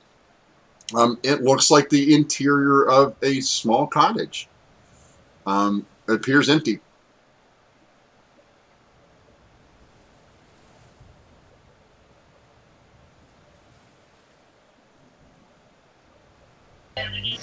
Do I notice if that Dan is being sort of somewhat distracted? Yeah, you totally do. It's like I sort of just tap her on the shoulder and say, and sort of whisper to him, "Look, pay attention." I am. I was just thinking that there's nobody in there, so it's somewhere we could maybe wait where we would be out of sight. And I could open the door. And it's like a hand reaching. No, not yet. No. Yeah, We okay, should be out in okay. the open so we could see what's going on. If we're in the house, we can't keep watch. Okay, where would be a good place to hide?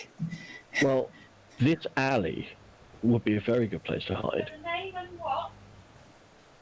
Because we can, if we're at both ends, we can see up the street.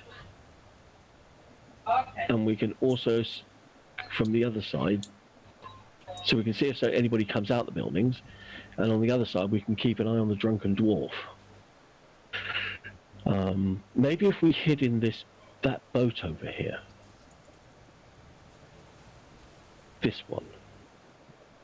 And I'll sort of sneaky on. I'm going to try and sneak over to here. Okay. You're fine. Okay, that's not bad. And I'm going to go over. How if I climbed into that boat? Well, first of all, you have to get in the water if you do that. Yeah. Okay. Well, that's no. God, no. I'm not going to do that. Forget all right. that. Well, next, yeah. Nice. Are you going to go on the dock to do it, or are you going to go through the water? Ooh.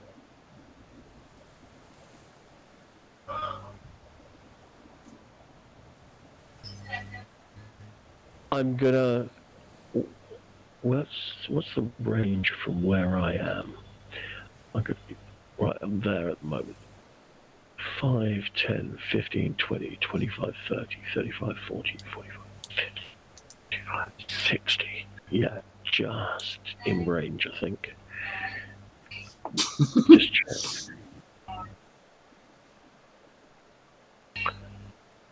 What's the range I can cast that? 30 feet. Bugger. I'm going to have to get a lot closer. That's not good. Or you could just get in the water. Don't be silly. I've just bought these boots and the tunic and the leggings and the cloak. There is no chance on earth I'm getting in the Whereas Dan is like crouched down in the sand, hiding behind these lobster traps, and just like admiring the handiwork.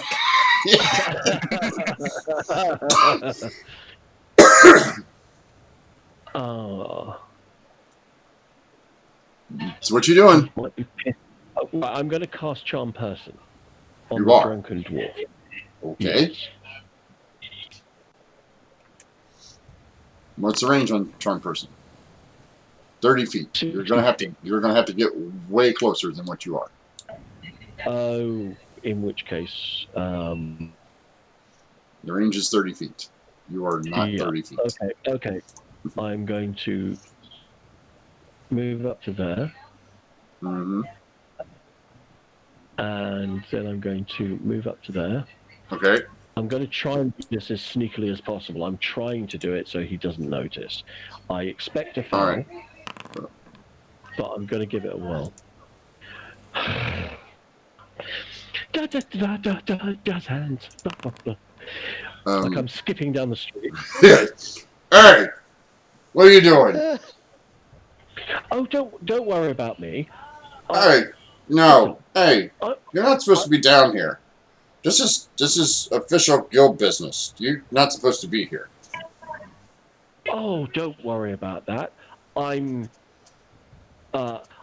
friends with Fred, and I'm casting Charm Person on him. Okay. Now I'm casting Charm Person. Wisdom save? Yeah, DC 14, please. He makes it. He's drunk. Does that help at all? Is he drunk? Does that help at all? No. No. Hey! You're casting spells at me. He starts to get it. Starts to stumble towards you. Dan, and I'm gonna start moving back. We may have a problem. Hey! Come here, you. Okay. Just gonna reach into my pocket, grab like a fistful of bread, and throw it at him, and just yell to like the various birds and squirrels, "Attack!" Give me an animal handling with disadvantage, because I'm not sure you can train random birds and stuff. Which, wow, with a disadvantage? They're just going after the bread, is the way. I know, but with disadvantage, it's a 21.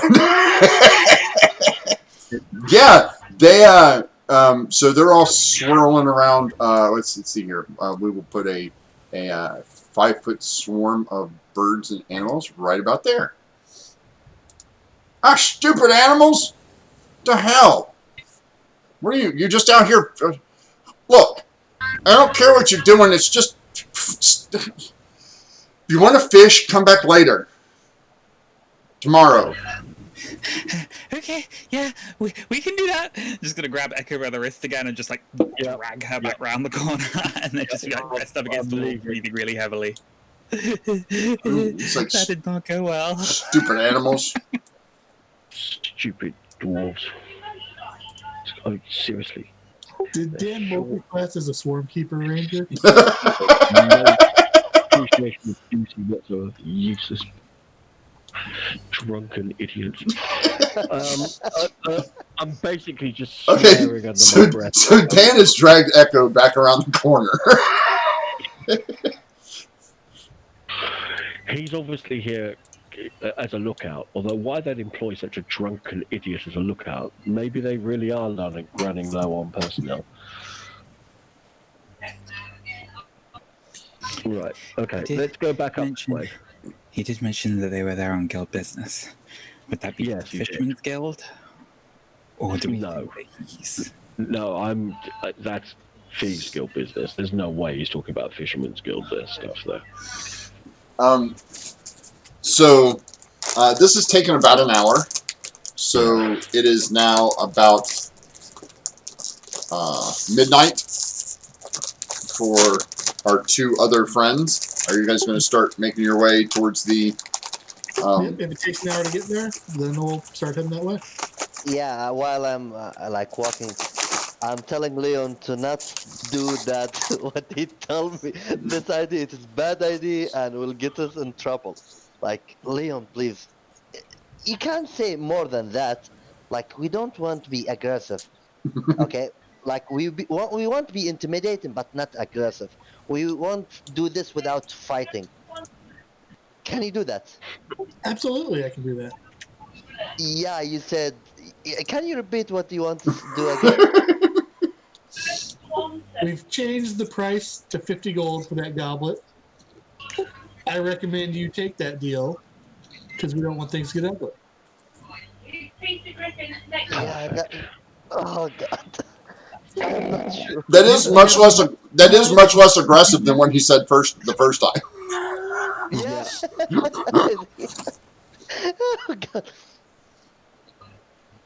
Oh god. So Echo and Dan, you guys have about another hour. What do you guys want to do? By the way, I want Leon, the one who do the talking, because Echo decide that should Leon the one who do the talking. So, but I'm trying to like tell Leon that, hey, is there any better way from these friends without reading? Like, it is from your mind. Use your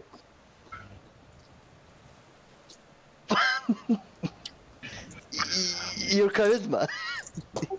Yeah, I'm going to use all of it. You know that scene in the I can add another bullet point to my hand. Mm-hmm. You know that scene in the Jungle Book where Bagheera and Baloo are trying to rescue Mowgli from King Louie? And Bagheera turns around and says, this is going to take brains, not brawn. And Baloo turns around with complete confidence and says, you better believe it, and I'm loaded with both.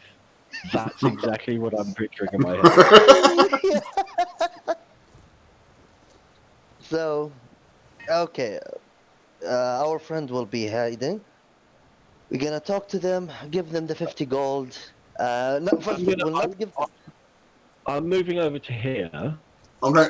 on the map because I want to be within 60 feet of them when they get on the map. And I'm just literally I'm ducked around the corner here, Okay. but I'm keeping my eye sort of round the corner so that when they do hit the map and they Okay. walk into that lighted area, I'll know. Dan, so are you spending the next hour or so standing there, or did you decide on whether you wanted to go inside that room? Please don't know. No, I think I've got a pretty reasonable view of like the line of the front of the docks from here, so I'm just sort of crouched down behind this crate. Every once in a while, just like turning and looking at the door, and then snapping back to what Where you are, you're within 30 feet, aren't you? So that you and I can communicate. Yeah, so I can just be sending occasional telepathic messages just to all clear here. And then every 30 seconds, minute, just send me a mental ping saying all good. Yeah. That'd be perfect. So Dan starts off really, really adamant about safe, safe, safe, safe. And then about 4 or 5 minutes in, it's safe. Door? Safe. Door. Safe. Crab? Safe. It's intermittent. Like every 2 or 3 minutes, you'll get safe, and then something else will pop into Dan's head, like he sees a crab or like a little fish jump out of the water, or a little bird scurries up to him. I can see the door, can't I, from where I am? Which door? The door that he's thinking about. Yes. Okay. As soon as he starts thinking a door, I'm gonna cast minor illusion, and there's going to be a red circle with a red line through it, and underneath it says "Do not enter." I'm gonna roll wisdom. Okay, go ahead. Because that would probably make Dan really think like, oh, there must be something really good on the other side of it.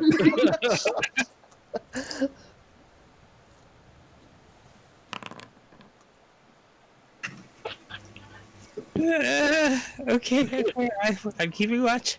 I'm keeping watch. And the minor illusion goes away. It's just you can't. I can't. You can hear. I can hear you. You can't hear me. Or can you hear what I say? No, I established telepathic connection, so you can send messages back. But again, it's really simple, basic concepts rather than like fully formed sentences. So saying I'm sending warm, friendly feeling, and then another feeling. Stay away from the door. Door bad. Door bad. Door bad. So you guys sit here for about 45 minutes, and then you see your compatriots wander up. So, Orient and Leon. Leon, do you have a light source with you? I have dark vision. You do? No, I don't think I have a lamp or torch or anything like that. Never bought anything. Who doesn't have dark vision? I thought you didn't have dark vision. I do. I don't have dark vision. Our Triton friend doesn't have dark vision. So you need a torch. Yeah, I didn't bought anything. There you go. There's a torch. Yay, thank you. You got a torch. And it's really bright. You guys can see Echo, you can see it as it's coming down the way. Okay, as soon as Leon... Yeah, like if you're peeking... Well, no, you can see Orient first. because he's got a torch with him. Yeah, I'm going to wait. Because I know that the range of my bardic inspiration is Hold also on, the Leon. range of my. Okay. I know that the range of my bardic inspiration is the same as the range of my dark vision. Mm-hmm. They're both 60 feet. So I'm waiting for Leon to get into vision. As soon as I see him, Yeah. I'm going to extend bardic inspiration in his general direction. Okay, so Leon is inspired. You know, Orient, I've got a good feeling about this. Me too, my friend. Me too. You hear a whistle coming from further down the. A familiar little tune wafts across the breeze. You're simply the best. That's just 24/7 in Leon's head. And at that moment, once I've inspired him, Yeah. I'm then gonna send a message mentally to Dan saying, "Leon and Orient have arrived, moving to your position." Yeah. There's no sentences. It's friends. Yeah. Okay.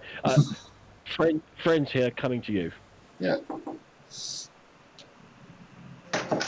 Okay, and Dan will just sort of send back, like, the equivalent of, like, okay, I understand, and that I will ping you once I have eyes on them. Yeah. Well, you see, as you're like, yeah, I'll do that. And you turn to look at the door again, and Echo's standing next to you. By the time you've peered back around the corner and checked to see if they're there, I've just literally dashed over to you. Yeah. And I'm sort of hiding behind the same crates you are. Yeah. Leon, you kind of see movement and catch the familiar form of Echo's cloak darting from one building to the next. Man, that's a fine cloak. Ought to be for the price I paid for it. So I see some docks to my right. Yep. I think we're heading that way, Orient. Dan's just going to, like, catch Echo's eye and telepathically is just going to sort of, like, point out onto the dock and then to himself. No. Just sort of question going, should I try to Hold get up, guys. closer? Sorry. Leon, you guys need to back up a second. You gotta hold on until I tell you to go ahead. So I'm going to send a message. I'm going to send a mental message back to Dan. Hold, or wait, or yeah, wait. All right. So you guys come around the corner and you see a dwarf sitting there. It's like, come on! What are all these people? What are you here for? This happened to be the same dwarf I saw earlier today? No. No, different dwarf. All right. Hey, friend, we're here to conduct some clandestine business. Oh, you guys are the. Oh, okay. So, Yeah, but don't tell anyone. So you guys see, this is the dwarf. Okay. And there's several of these bottles next to him, and he's like, oh, so you guys are the ones that are supposed to be bringing us the money. Okay, hold on a second. And he takes the stool, kind of bangs on the wall. Hey, they're here. They're here. And you hear, well, let them in. Oh, yeah, okay. And he comes up here and he's like, yeah, go on in. Why don't you have them come out? No, you gotta go in there. That's what the boss says. That's how that works. The boss wants to get paid, he'll come out.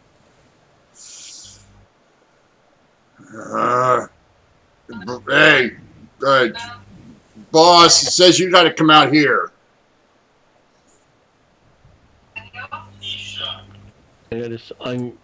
I'm going to send a mental message to Dan. Get ready. So you see this halfling step out, and I will show you this picture.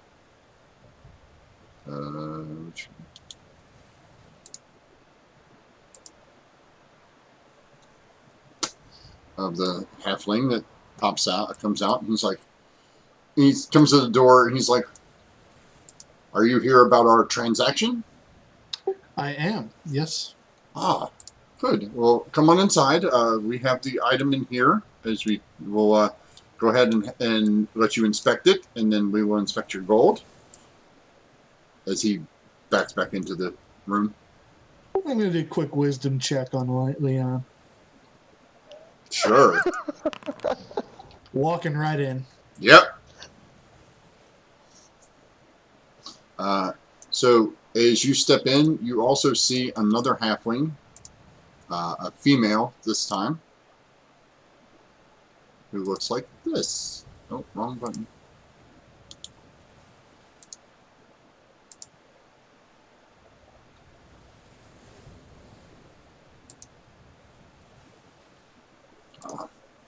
And he says, so, do you have our money? You have money, yes. Oh, well, good. Money's very important. Do you have the agreed? Do you have the agreed upon price? Well, let's see the item. Do you have the item? He motions to the female who steps over to the counter here and opens up a box that you can see the trinket that you're supposed to be picking up is in. Okay, so I see it. Yeah. Huh. I do have to inform you that the terms of the deal have changed. Oh, that's not good. I will pull out the pouch of 50 gold. Here's 50 gold for the item, and the transaction ends there. If you don't accept this transaction, it might get ugly for you. You don't say. And I kind of glanced over at Orient. Does he approve? I don't know that he does. That's up to Orient. Let's ask Orient. Orient, do you approve? Can I quickly just say while this has been going on, we the Yeah. plan is say gonna. anything, because the reason Orient keeps silence all the time and tell to be more talkative, not just hey, this is the transaction, like it or not, we're gonna kick your ass. Orient all the time wants to change that, but I believe Leon wants to Might. yeah, I have no problem with that.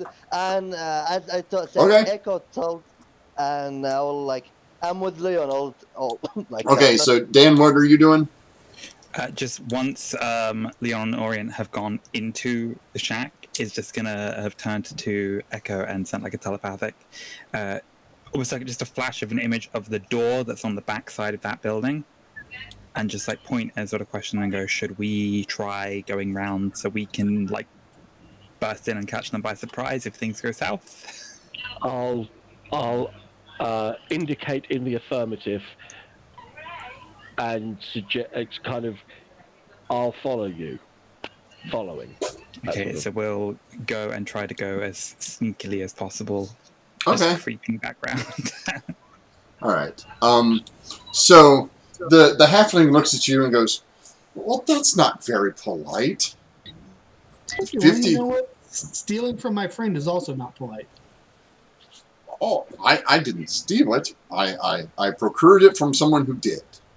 I'm just offering to return it for what it's worth. I mean, I am a businessman after all. Dealing in stolen goods. Lost items. I deal in the recovery of lost items and artifacts. I think you're dealing in extortion, is what it feels like. Extortion? I didn't threaten anyone. You're charging a great amount of money for the return. Do you know what this is? Stolen item. Do you know what this is? I know it's the item that I'm walking out of here with. Well, if you have 2,500 gold, then yes, you are. If not, we'll have to come to some sort of other agreement. Yeah, the other agreement I just stated, 25 gold, and nobody gets hurt. 50. 50. You did say 50. No, he just said 25. You're in there. yeah, Deal's yeah. getting worse. That was actually a brain fart on my part, but let's roll with it. Maybe you could do us a favor. Maybe you could work it off. Why would we work it off to get the stolen good? It's not legally your right to sell this. Oh, it is mine. I have it. It's mine. Well, we could always ask the guards about the legality of your possession of this item. Oh, we sure could. No. Why don't you go get one, and I'll wait here. I think we know that's not going to happen. Oh no, I'll wait. You have my word. And he sits down on a stool, kind of props his legs back, pulls out a pipe, starts packing it. It's like, Right. well, go on then. Let me just check something. So, Mr. Leon? Technically, I'm gonna send a message to Dan in silent speech, or try to.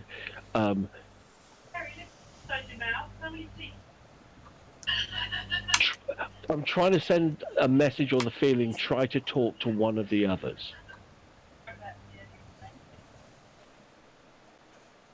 And Dan will just like give a nod and then try reaching out. And I'm just going to double check the wording to see whether I need to have line of sight because I'm not Yes. sure if I do or not.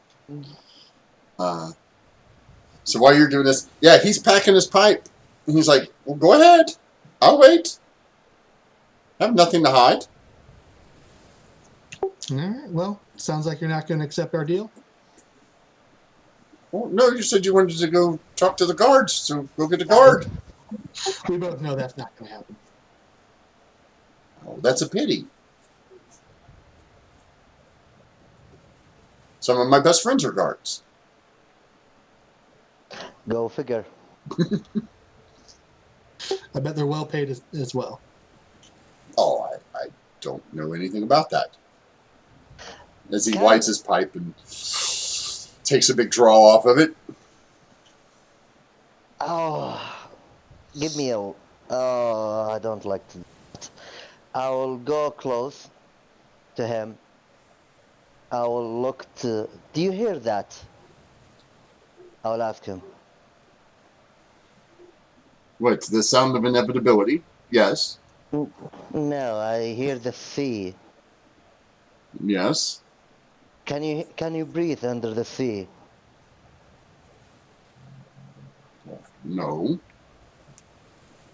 Do you know what happened under the sea? No. Fish? I don't know. Yes. No one know what happened under the sea. Like example, no one know what happened to our friend, a merchant that didn't accept our deal. He and his guards, wherever he with, disappear. But I don't believe anyone gonna search under the sea. Make a And deception check. Actually, I will intimidate him. I will. Okay, and then By the- intimidation like is fine. That's like fine, I'm go not ahead. Lying. Oh!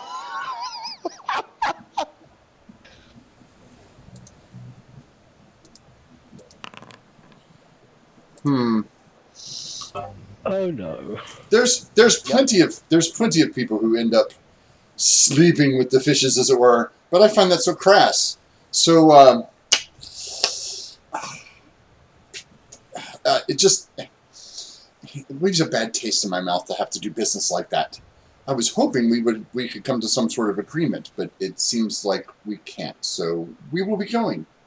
Tell your No. friend that he has lost his. I'm gobbling him, by the way. Oh, you're gonna roll for an ish. There you go. I don't have a choice. Roll initiative. Yeah. Okay.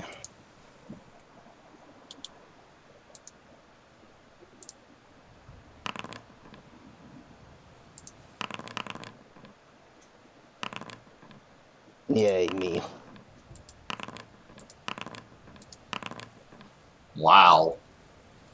That's some crappy rolls there. Yeah. All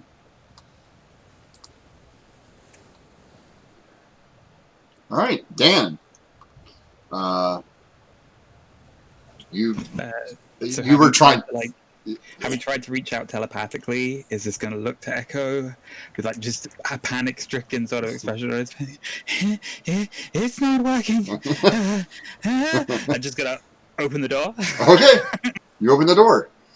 You see the halflings and things that I've showed you. And you see Orient reaching for this halfling who happens to be sitting on a stool smoking a pipe. Is about as non-threatening a person as you could get aside from you at the moment.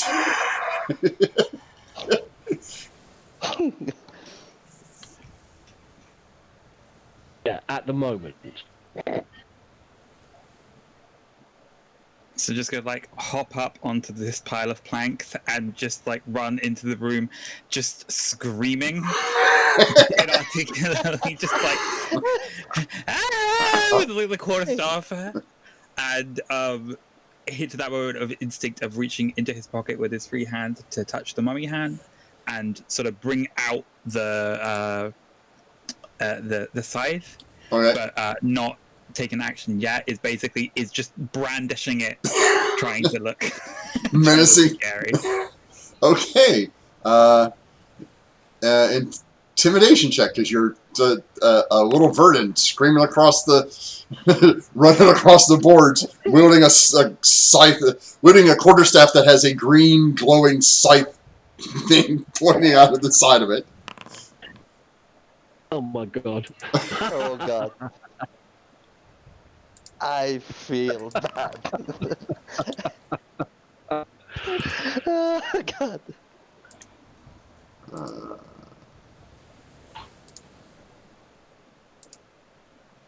Can I just like look down into the eyes of whichever one is like looking up at me? Yeah, she is. Don't make me use the skulls. So they're visibly frightened, but that's about all. Anything else? No, again, hold an action for like if they try to actually leave, to just take an attack. If I still have my action, if you want to make it that I used my action to roll the intimidation check, then I'd be okay with that as well. Yeah, that would be your action, is to intimidate them. To use a skill like that is normally your action. Then that is my turn. This guy sees Dan, freaks the hell out for a moment, and then instinctively reaches into his pocket and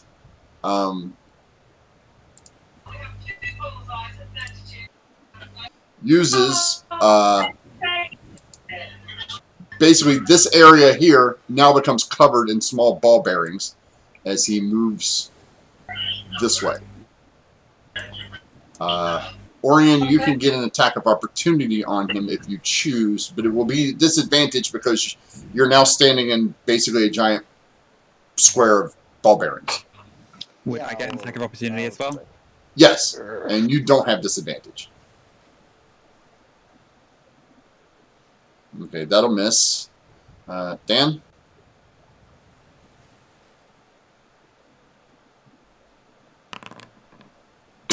Wow. Dirty 20. Nice. So that is 5 points of necrotic damage. Okay.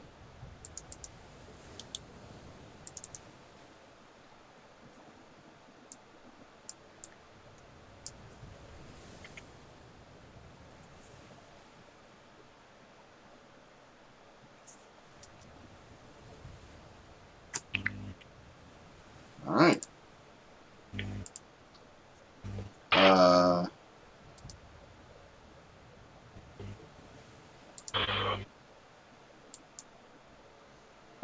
Her turn. She is going to, seeing that you attacked her friend, she's going to stop doing that.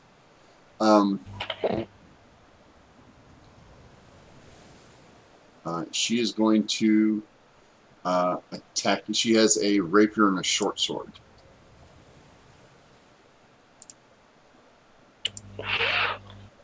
She's a halfling as well. Yes.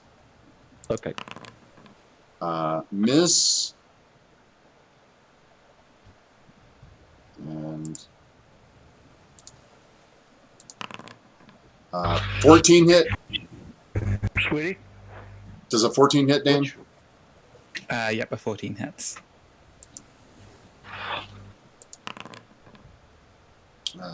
Plus. Oh, nope. Sorry. Stop doing that. Okay. You take 8 points of damage.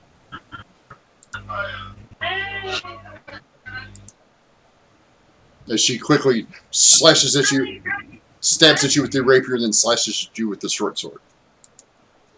Leon. What is the current location of the chalice that we're looking at? It's on this box over here. It's in the corner. That box that's right behind the halfling lady. Okay. I would like to do a standing long jump if I could to there, if that works. It does. You will still have to make a athletics or acrobatics check at disadvantage because again, you go to settle your feet and you're standing on ball bearings. I'm not wearing shoes, so that helps. So Yeah. Yeah. Yeah, you go to try and you manage to leap here, but it takes about everything you can do to keep upright. So you land and fall prone.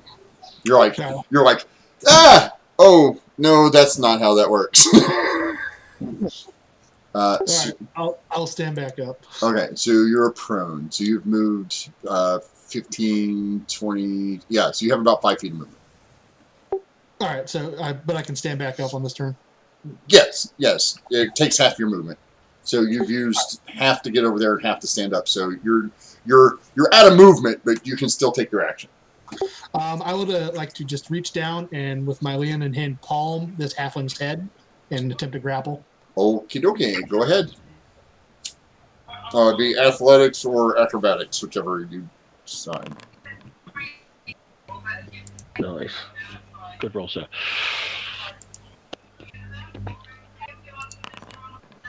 You managed to grab a hold of her. I will just lift her up so we're seeing eye to eye. And as a bonus action, I'd like to use my daunting roar. And just well, you can't pick her up. You have a hold of her. Okay, for flavor. Yeah. Just hold her right here and just saying. Use your daunting roar. Okay, let's see that. What's that do? It starts out as a sentence. This could and just escalates until it's a roar. This could have been done in a bloodless manner. And here we go. DC 14 wisdom save. I think that's multiple. Any creatures of my choice within 10 feet, so both of them. And that can hear me, so the guy outside would probably have to do it as well. She makes it.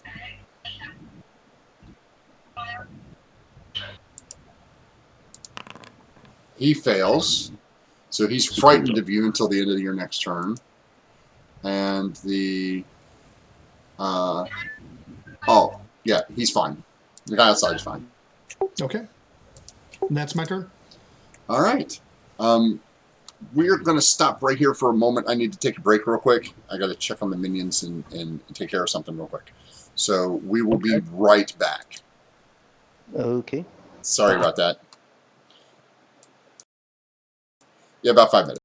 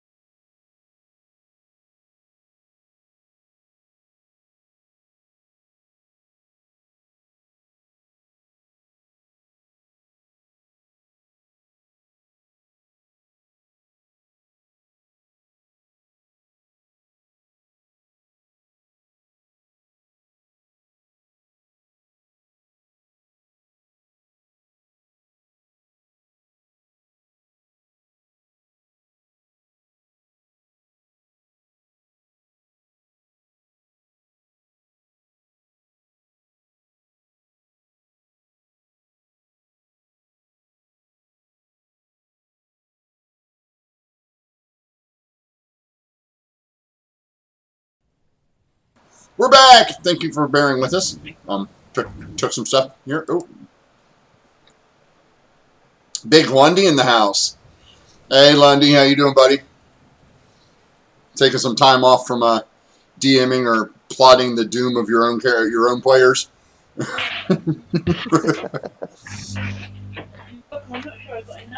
All right. So we left off. It was okay.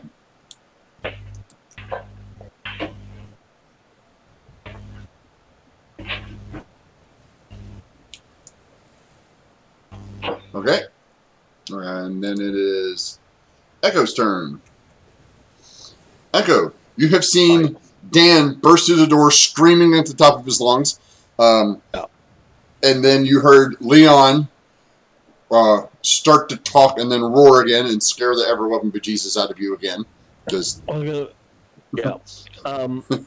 there's one here. The halfling that's closest to me. Yeah. I'm going to fix him with an evil gaze and cast dissonant whispers at him. Oh, okay. Go ahead. So, DC 14 wisdom save, please. He fails. 12 points of psychic damage. And he is deafened as well. Sorry, sorry. He's my apologies. He's not deafened. He runs away. He's unconscious. I was about to ask, how does that interact with fear? Because he can't move closer to me. Yeah, but no. He's unconscious due to the amount of damage he took. Oh, okay. I'm just imagining he was so scared of Leon that he fainted. Yeah. That's what Leon thinks. All right. Any bonus actions? No. I think I'm going to end my turn there. All right, Orient. Orient. I believe she's incapacitated. She grappled. She's grappled. That's it. Okay. And Zero movement speed. but I believe she held the incapacitated, like she cannot do any action. No, reaction. that's not how that works. So grapple okay. just means zero movement speed. Yep, he has 0 movement speed. Oh. And to verify that, I will go here to my... Come on. Catch up. Because I remember I read about grapple. To have some incapacitated.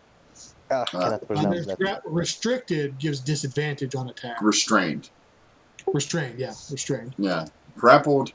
The speed, and it can't benefit to speed. And that's it.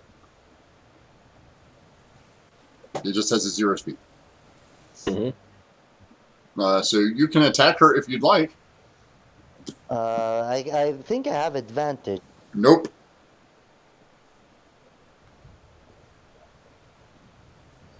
Yeah. The speed becomes 0, and it can't benefit from speed. Okay, can I move here? I will want to try to move here. Move to where? Here. Outside? Yeah. Sure. You can go outside if you want. Okay. I will try to move. She have opportunity attack. Yes, and you move, and it's difficult terrain. Yeah, then it will take all my movement. Yeah, 5, 10, 50. Yeah, so. And she will take her opportunity attack with her rapier. 17 hit. Oh yeah, that's it. For 13 points of damage. Wow. Okay. I'm bleeding the hell. I will, as a bonus action, I will give this guy a mark. What call it? Which one? The relying mark. That if anyone damage him, next damage roll against this target by an ally that start next turn. Added the leadership dice. Spent the damage roll. Okay, so the next attack on him. Okay. Yeah, he will take. I will spend two 2d4 on him because I Uh, have two dice. you can only So spend that one at a time, can't you? I believe it said it's up to me how many dice I can All spend. right, let me take a look at it real quick. Yeah. Uh, Equal the amount rolled. yeah, you can use Leader up to you can use both of them. Sure. So he'll take an extra 2d6, 4. 2d4. All right. So he's marked. The next person that hits him before your next turn. Is that how that works? Yeah, like anyone now Before hit your them. next turn. Yeah. Okay. Sure. Hmm. Sounds good to me. So yeah, then I will strike him. Okay. Does it hit him? 18 Yeah, that is. for 6 point of damage. And then roll your 2d4. Okay, Right? Because that works 2d4. for you as well. I don't believe so because it say next on the next damage roll By against an this ally. target Okay. by Yeah, an by an ally, ally. not me. All right. So Yeah. he takes 6.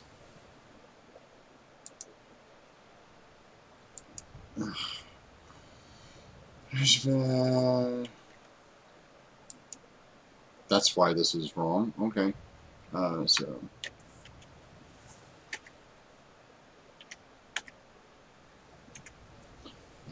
I gotta remember to do that. Okay. His turn. Yep. He is going to hit you with a beer bottle.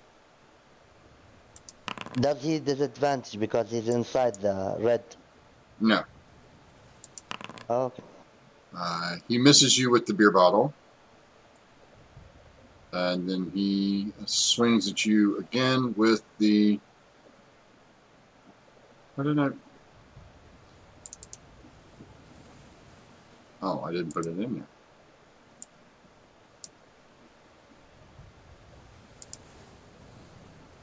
There it is.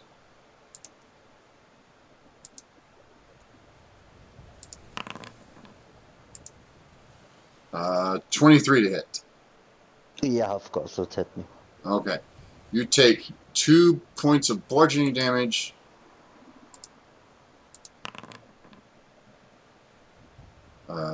No, that's not. And 7. Yes, you take 9 points of damage. Yeah, I'm down. As he hits you with a chair and clubs you with it. Because he gets sneak attack with his chair.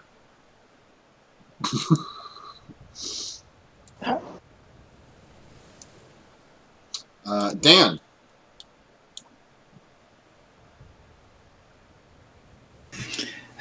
Dan's just going to sort of look across behind it over to Echo. That thing we discussed. You broke up there for a second. This thing we discussed. Would this be a good time? Now would be a very good time. And so Dan just sort of like swings back around to look down at this halfling female, and his eyes take on that sort of very milky, almost dead cast as he activates his form of dread.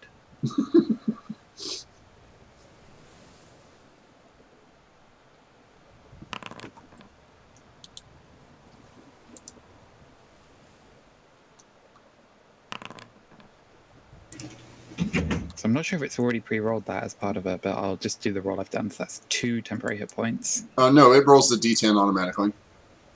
Oh, so I just take the one that's there, so that would be 9. No, but you're plus your warlock level, so it doesn't add the warlock level in. So it rolls it rolls the dice in the form, but it doesn't add your warlock level. So you get 9 plus your plus 2. So 11. 11. 11 temp HP. Okay. Yeah. Yeah, so the formula is up there in the former dread where it says it shows the D10, but it doesn't add in your level because you may not be. Yeah, so you get 11 temporary hit points. Run across over here. So I can sort of swing down, so I'm like ducking underneath this shelf, and just gonna sort of swing the scythe to try to sweep her legs out from underneath her. Okay. Roll to hit. You have advantage.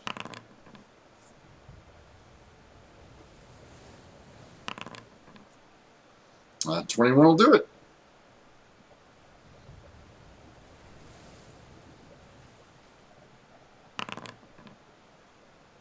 So it's 10 points of necrotic damage. Jeez.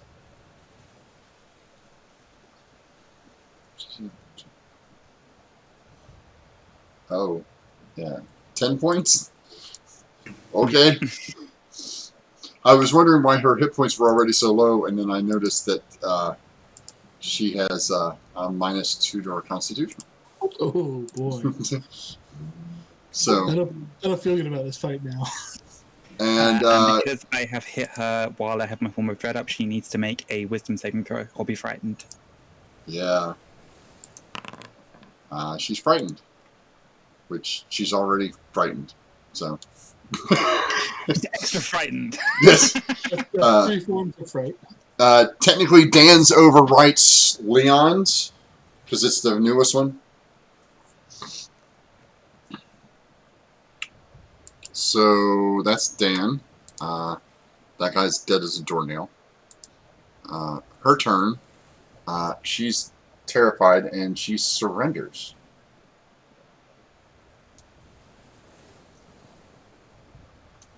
She drops both of her weapons and goes, "I give up. Fine, take it. I don't care."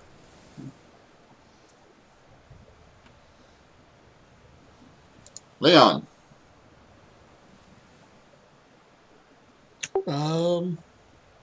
I guess she dropped her weapon, so I guess Leon, can I use my action to search her for additional weapons? Anything held out? Yeah, you could. Yeah, 'cause I don't want to attack her when she's But as you look out the door, you see Orient lying in a heap. Oh yeah, him. I mean, what's Leon gonna do about that? I mean, the best thing Leon could do is probably keep Dan from putting a tourniquet on him.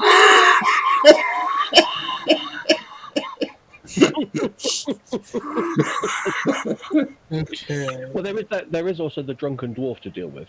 Yeah. There is, yeah. Forgot. I don't see that guy. Out of sight, out of mind. So I will. Can I set her down on the opposite side of me, right here? Next to her unconscious friend. Yeah. Set her like on top of her friend.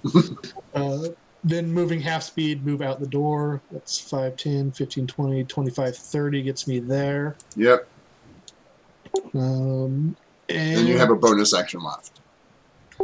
What was the action? Moving her. Movement. Yeah. Moving her. If you're going to physically, you're still grappling her and dropping her, you still have to spin the action to. All right, I thought that was moving. I would have left her where she is then. Oh, okay. I can draw my. I want to use my glaive. Draw my glaive and give this guy some of it. Okay. There we go. He seems to be weaving and barely standing. But he dropped my friend, so I guess we'll do this with lethal damage. Okay. Don't forget to roll that 2d4. If he hits. If I hit. 14. That misses. All right. It's like you swing it, and he kind of just stumbles, kind of off in the corner.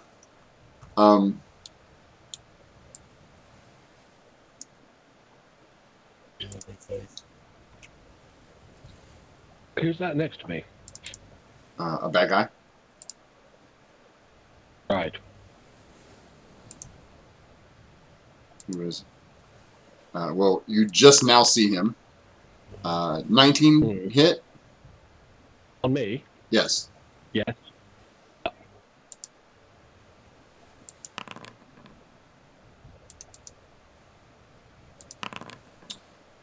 For a total of 11. Ouch.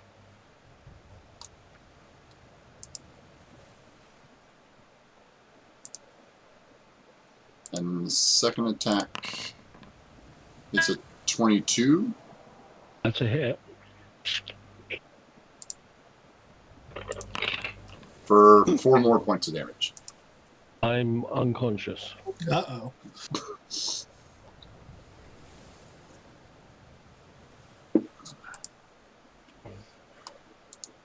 Echo. Death save. Alright. Okay. And Orient, same thing. This. Where is it? Here.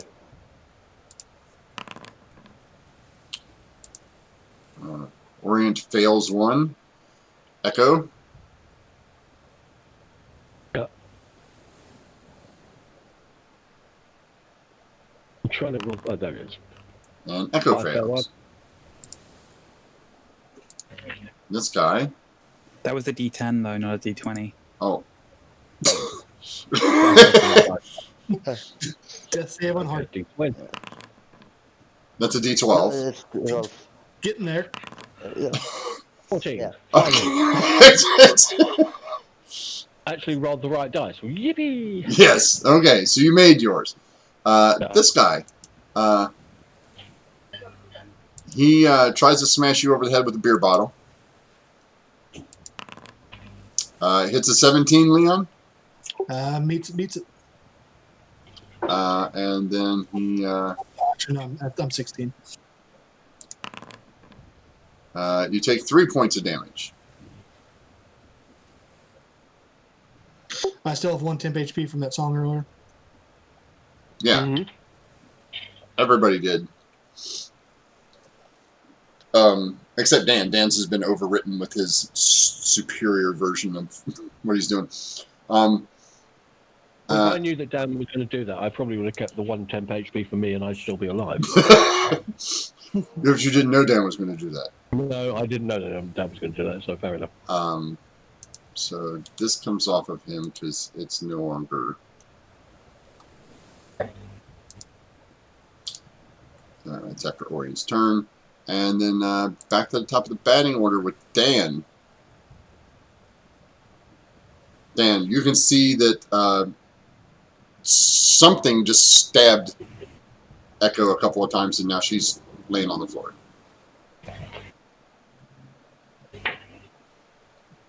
So Dan's gonna like menacingly be watching this halfling woman over his shoulder, keeping his like creepy undead eyes on her as he like moves over towards the doorway. It's just gonna poke out to see if he can spot what it is as he ducks down to try to stabilize Echo. Okay. Yeah, you see a halfling standing there with 2 daggers.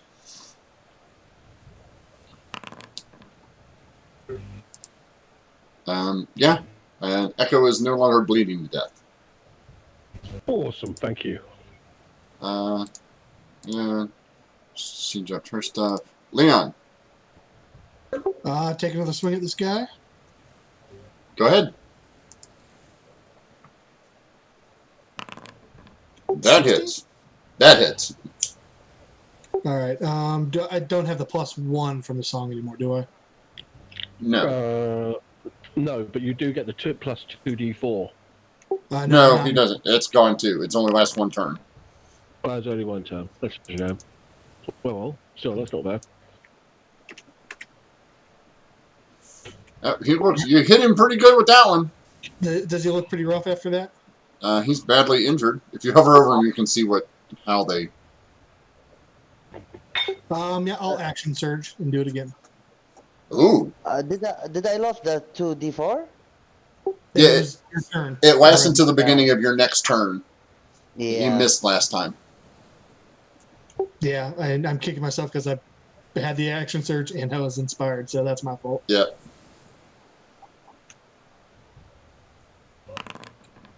That hits.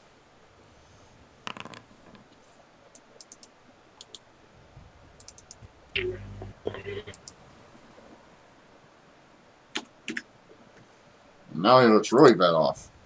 All right, that's into my turn. All right. And Echo has stabilized. Orient, death save. Oh, Doesn't Why it's 7 again? didn't Dan have a go? Orin. Dan went. I used my turn stabilizing Echo. Oh right, okay, fair enough. I rolled twice 7? That's weird. This guy's going to try to club you again with the last beer bottle he's got in his hand. That's laying there next to him. And misses. Okay. Awesome. And then back up to Dan.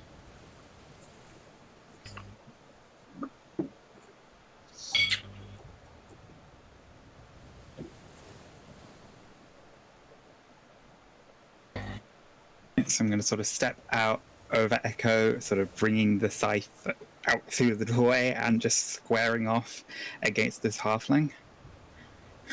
I don't want to hurt you, but you have to stay away from my friends.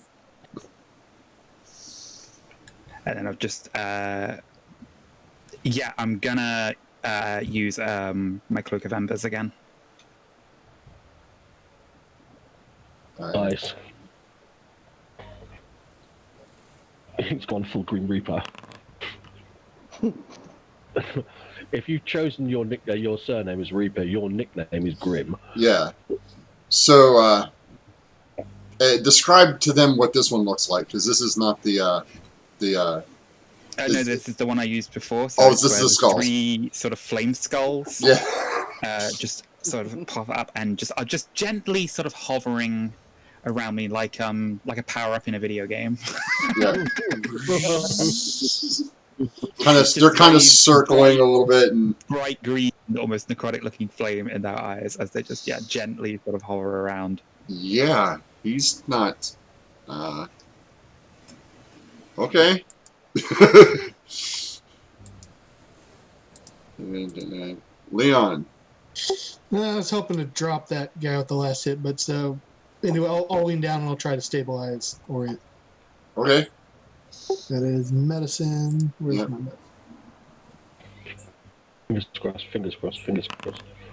I will use my inspiration. Sure. Or wait, no, I won't. I can't get there on inspiration, can I? No, D6 is not going to do it. Yeah. Never mind. Yeah, I think that's all I can do. Well, no, you can use your bardic inspiration and your regular inspiration. You do have regular inspiration, don't you? I don't think I. From what? You guys all should have one. Or did you use it already? I don't remember. I don't have it marked on my sheet, so I probably used it. Very good thing. Me too, also.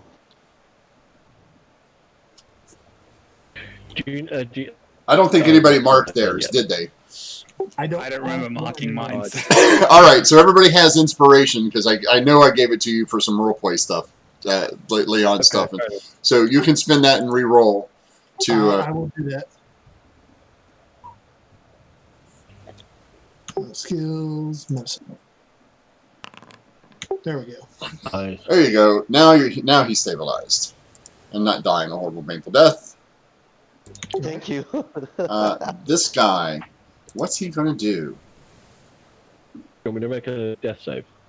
No. Stabilized. I'm No, okay. you're stabilized.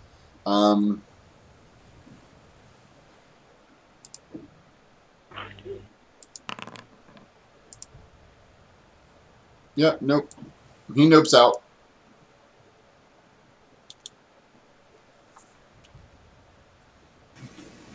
And as that hit goes away, there's just this quiet little whimper coming out of Dad. It's like, I can't believe that worked again. Yeah, I gave him a wisdom save. Down, tending to Echo still. Yeah, I gave him a wisdom save, and it was Echo stabilized, Orient stabilized. This guy, he's going to try to take a shot at Leon while he's busy hunched over.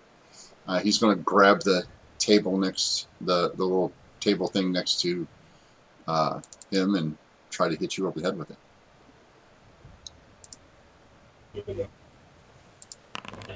Bastard. And he misses. Leon tells him, "Would it help if I bend it over, give you a better shot at my head, Shorty?" And then he will also attempt to leave. You can take your attack of opportunity on him if you would like. See if he likes how this tastes. Go for it, son. That hits. You got him. Oh. You don't even need to roll. I want to hear the clicky clacky. Yeah. He is down. And you guys are out of combat. He is defeated. And you're out of combat now. I will pick up my friend and carefully carry him inside over those barbarians. Would suck if I fell on him and did 1 point damage to him. Yeah.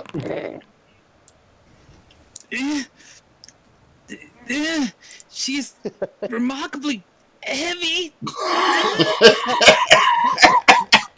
I'm 4'10" and weigh about 70 pounds. Which is about twice what he weighs. Leon's a little concerned about the flaming skulls, though. That's new. And okay, so Leon, as you look over, you see that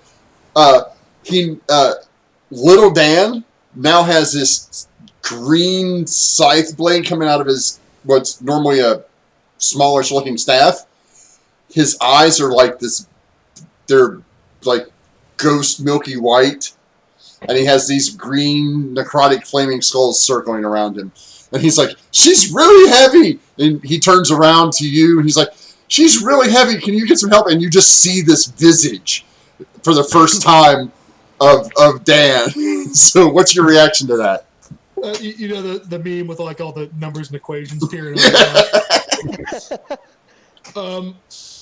Okay, Dan, it's still you.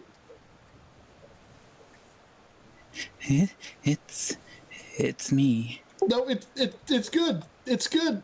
I'll gingerly step over my ally and go. Wait. I can.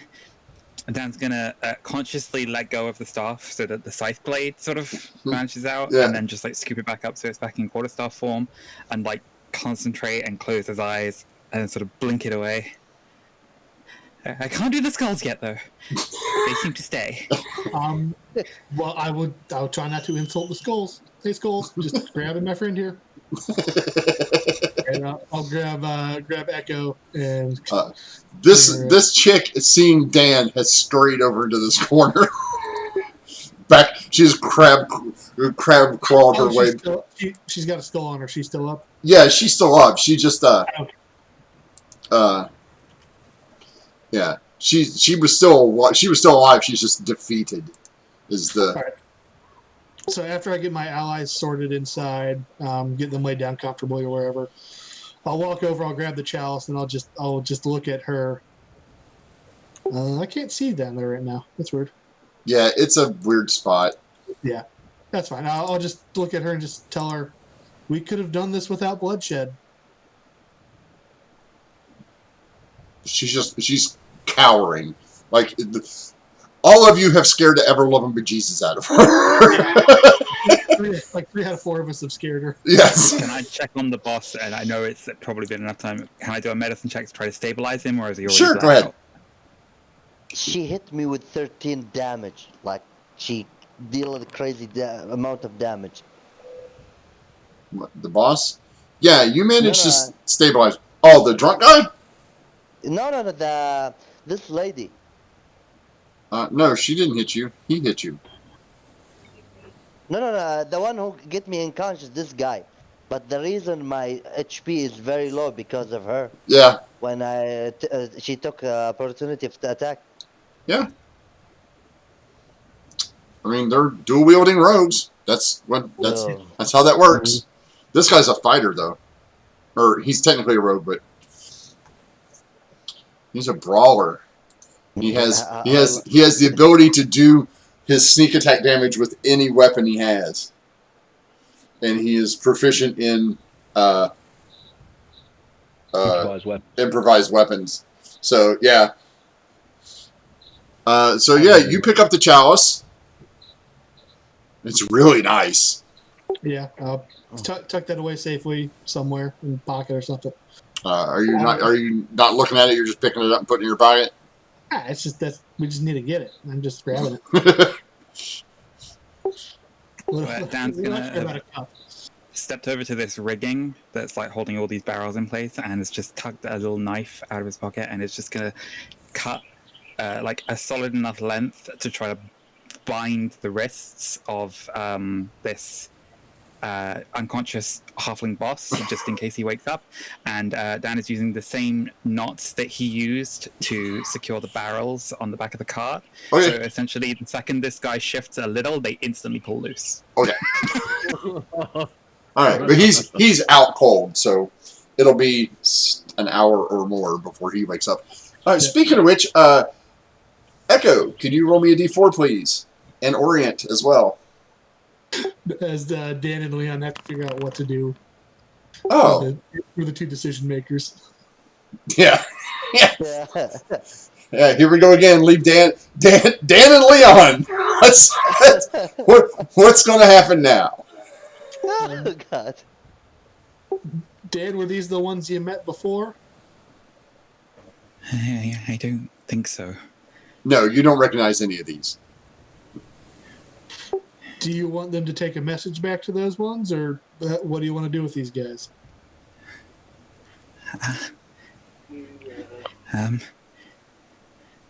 We don't mean to start a war with them. We're just doing a job. Yep, they took something, we took it back. We offered to do it peacefully. Does Leon know that there was another guy that ran away? Would I have seen any of that? Nope. Okay, cool. Let's just chill here. You guys going to wait the hour it takes for... What are you doing with the chick who's not unconscious? Leon just kind of staring at her right now. The engines are going, trying to figure out what to do. Can I go now? Dan, you okay with her leaving? I don't see a reason to keep her here. Leon will grab her weapons, though. Not yet. When we're done here, then you can go. But we can't let you go yet because you might fetch people that will come and keep fighting us, and we don't want that. I don't want to hurt anybody. Okay. He says, still holding the quarterstaff. With the flaming skulls rotating around him. Yeah, you're totally not prepared to kick somebody's ass.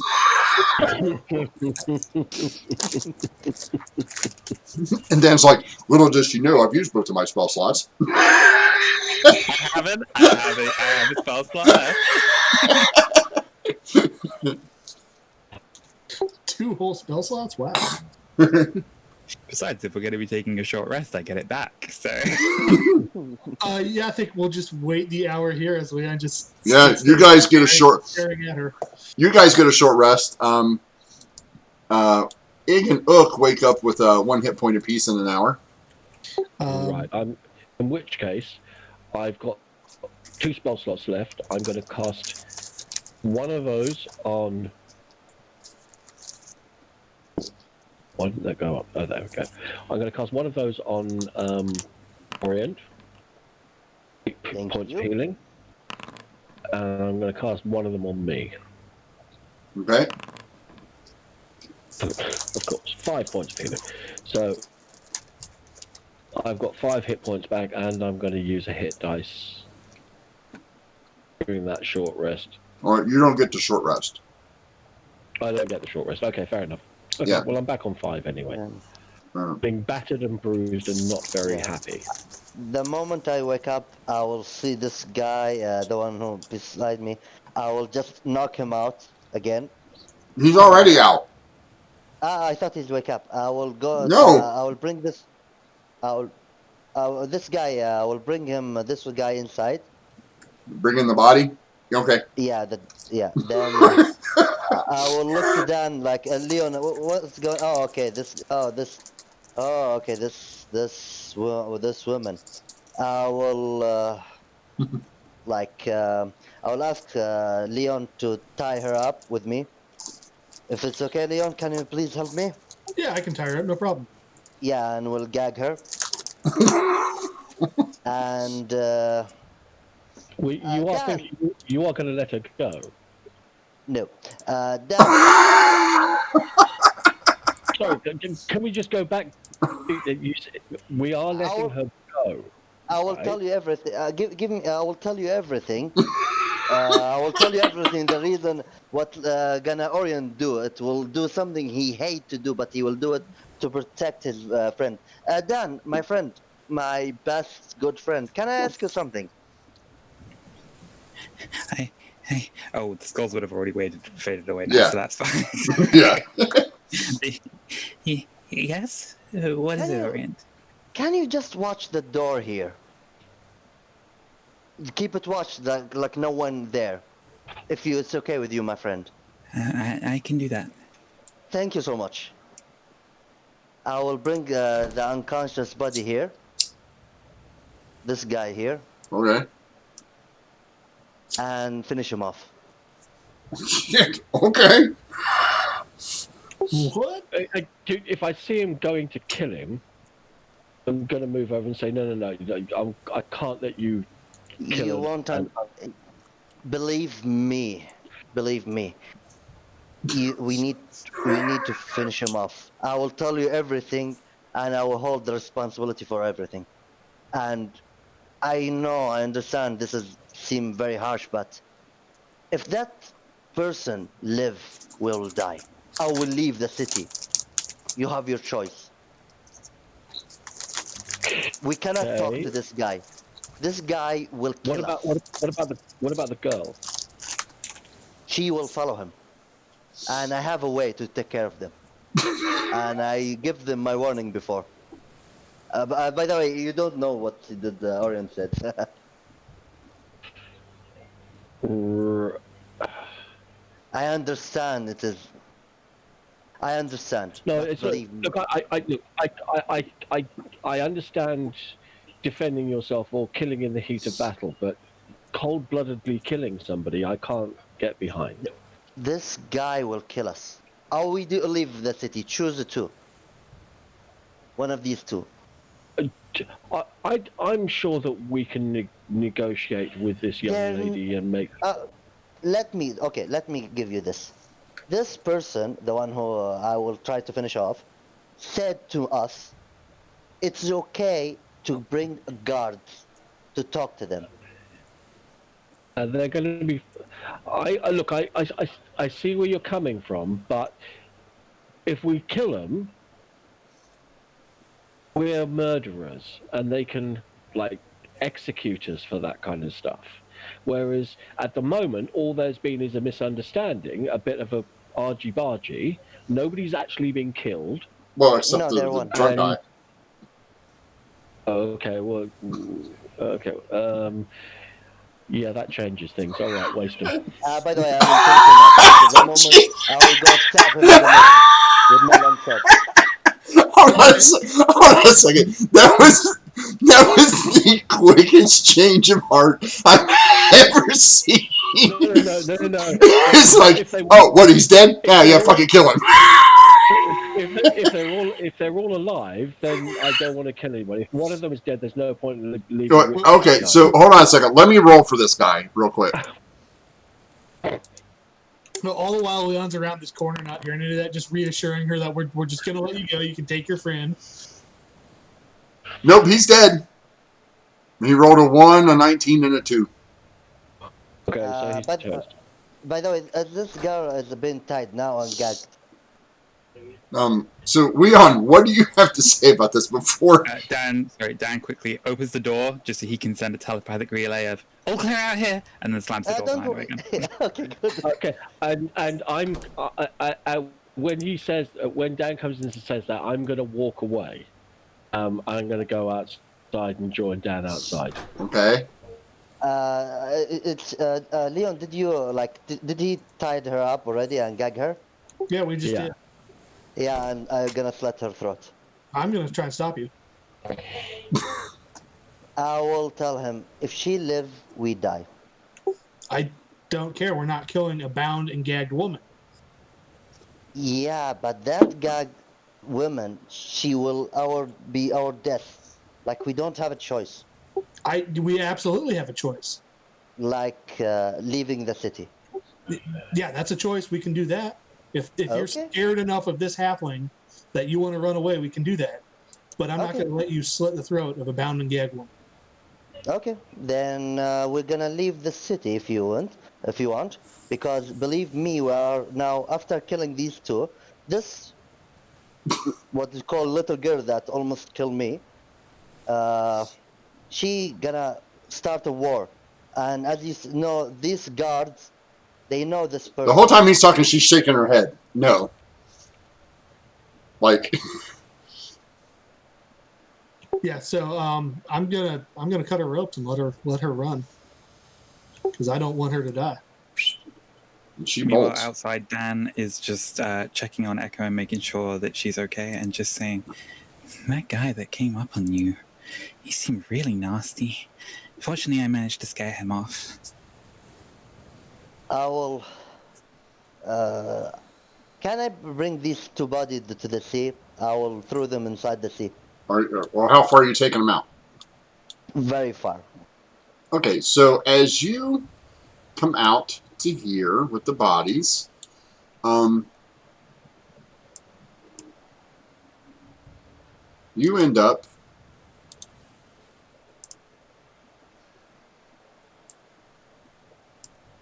nobody else does, but you end up out here. It seems awfully familiar. Oh, that's not good.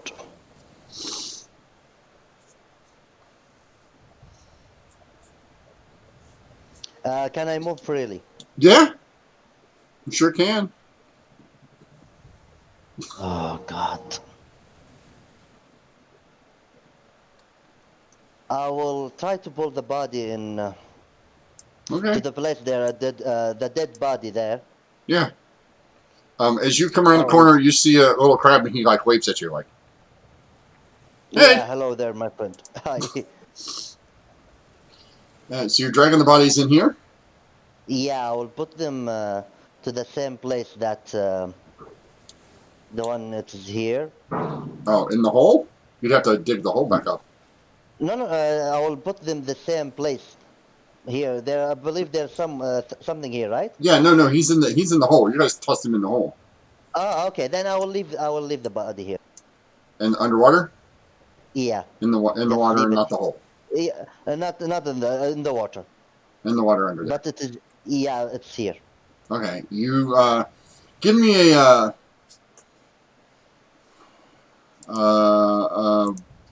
wisdom check for me. Wisdom was my. Uh, Oh, yeah, no, it's a perfect place to hide bodies. then I will be back to Okay, the party member.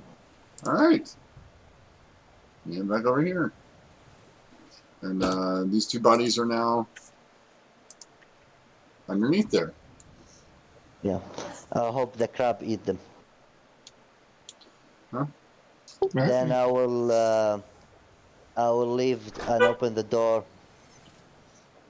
Lance collecting as many of the weapons as he can carry from the fallen. Well, Yeah, did you take the trinket, the art that was stolen? I have it. Yes. Yeah, very excellent. well, I will.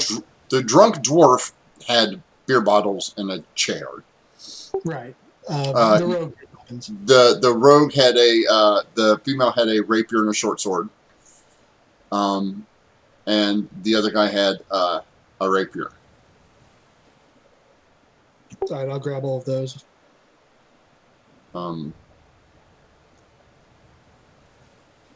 That's it. And the rest of their stuff is on the bodies under the water. All right, I let's will. go. Yeah, I will tell Echo there that it is the dwarf or the halfling, the female. halfling was the female was halfling.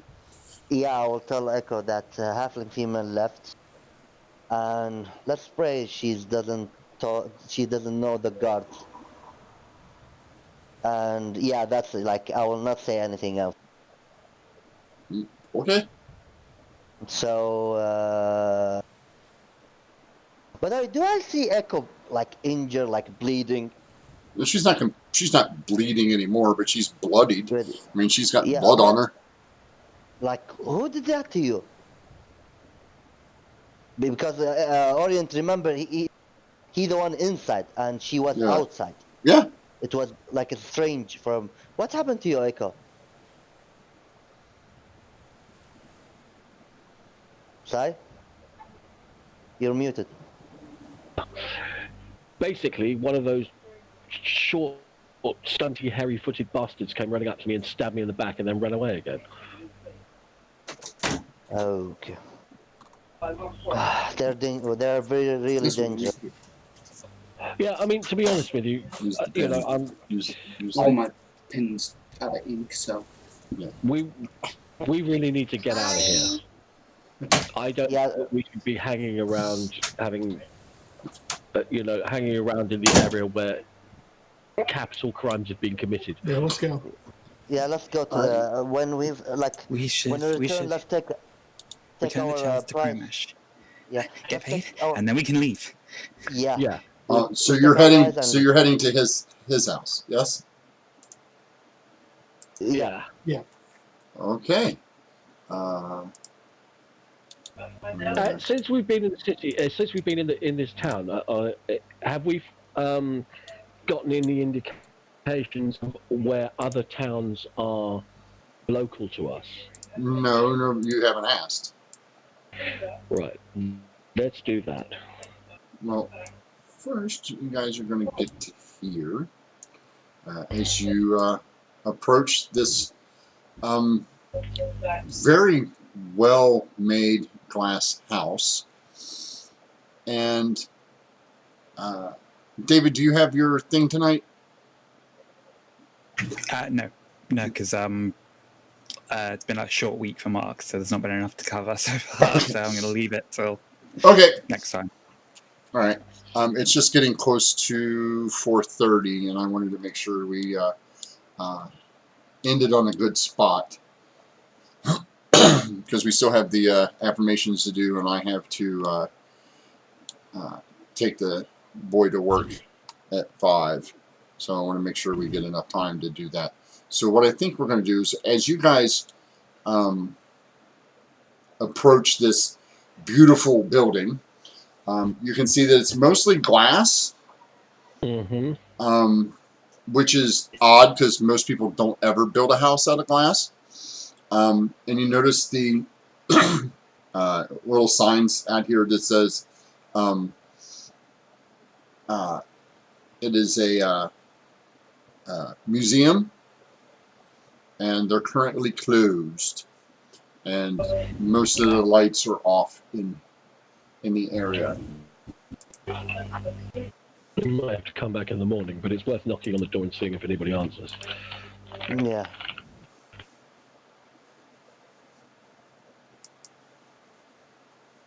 Yeah, I think we'll knock. We'll wake this guy up. Yeah. I'm sorry, I'm trying to do it to the darkness. Yeah. You knock. No answer. I will ask to Leon. You have this roar things you do. I yell at somebody. Can you do that? Dan, Hold on. stop. Dan, I will pick Dan. I will like, pick him up and put him aside. I can open it. No, that's not. I will pick Dan. I'll put him here. Okay, so it's okay to just murder people in cold blood, but don't pick the lock to a door. We all have to have our lines we draw, right? I will pick Leo. Dan, I will put him here Okay. in my left. And Dan, no, Dan. And Leon, can you do, if it's okay with you, can you do the roar to wake this guy up? I mean, we're in the middle of the city and it's 3 a.m. That's going to draw attention. Oh, okay. We are in the middle city, not the side. I thought we are inside the city. No, you're Oh. you're in the nice part of town. Oh, no. I'm sorry. I thought we are like side. Okay, no. No, Just then we're gonna wake up. We're gonna go and. Oh, I'm not sure. Well, look, we knocked on the door. We knock on the door? Yes. We got Yeah. no reply. nope. Why don't we just come back in the morning? The idea is here's the problem. My idea was give him the art. Yeah. We go. The first thing in the morning, we leave the city immediately. Well, I was going to That's suggest what we do is we go and get a rest, come here first thing in the morning, get paid, and leave. okay. Because he's not here. And unless you want to spend half the night looking for him, I don't think we're going to No. find him until. believe me and you is like not in good condition. I know. I appreciate that, but I need a rest. I Yeah. need to lay down. I need to recuperate. Yeah, but believe me, so me too. Like I believe that. So okay, well, let's go and let's go back. So you guys are going to head back to the inn. Yes. I feel fine. Leon, I understand that. If he says that, I'm going to give him a filthy Paddington Bear hard stare. I really. All right, so you guys come back to the inn. There's nobody in here. This guy's sleeping on his table as usual. Yeah, I'm going to go. I'm signing off on everybody, and I'm going Gonna go to to bed? bed. Okay. Me too. I'm Like going to bed. Leon's going to stay awake. All right. Well, Leon, you're here. You know how to get the drink if you want it. There's nobody here to serve you. No, I'll just be up at the corner here, just keeping an eye on the door of the room. Okay. That chalice is still in your Yes, I still have that. pocket. You're just like, yeah, I got this bad boy. This has got some. This is 200 gold worth of stuff. Yeah, this is a 200 gold chalice right here. Yeah. I guess at some point during the night I would get curious, take it out, take a look at it. All right. Make a perception check or investigation. I'm sorry, investigation. Investigation. Do I have anything from that background trait we all have? Yes, you have advantage for this. Advantage on investigation. Super good at this. Well, for this one. Yeah, as you're looking over it, you notice there's a mark in the bottom of it, on the like a maker's mark, and it looks like a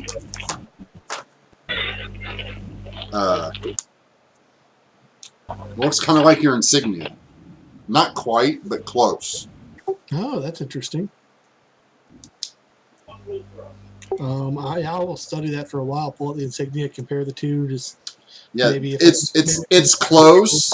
Like yours is a lute and a fist on blue over a spiral of silver, and this is more like this looks like a hammer and in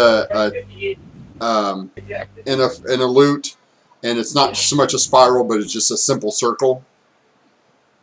Mhm. So it looks really similar, but they're not exactly the same, but they're really similar. Okay.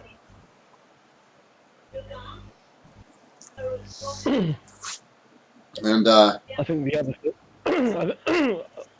Sorry, I'm asleep. I'm going to shut up.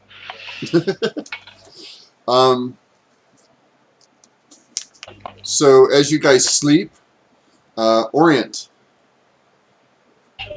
Yes. you have a dream of walking through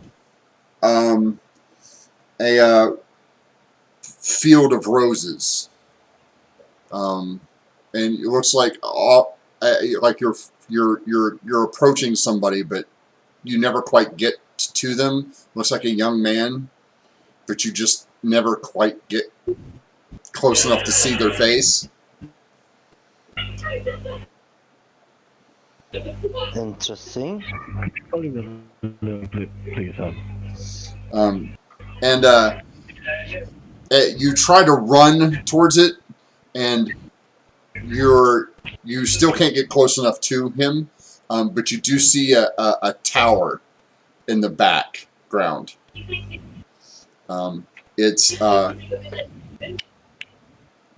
black with these big silver, like glowing shapes around it. Sorry, Like, Han, could you volume that just a little bit, please? so yeah.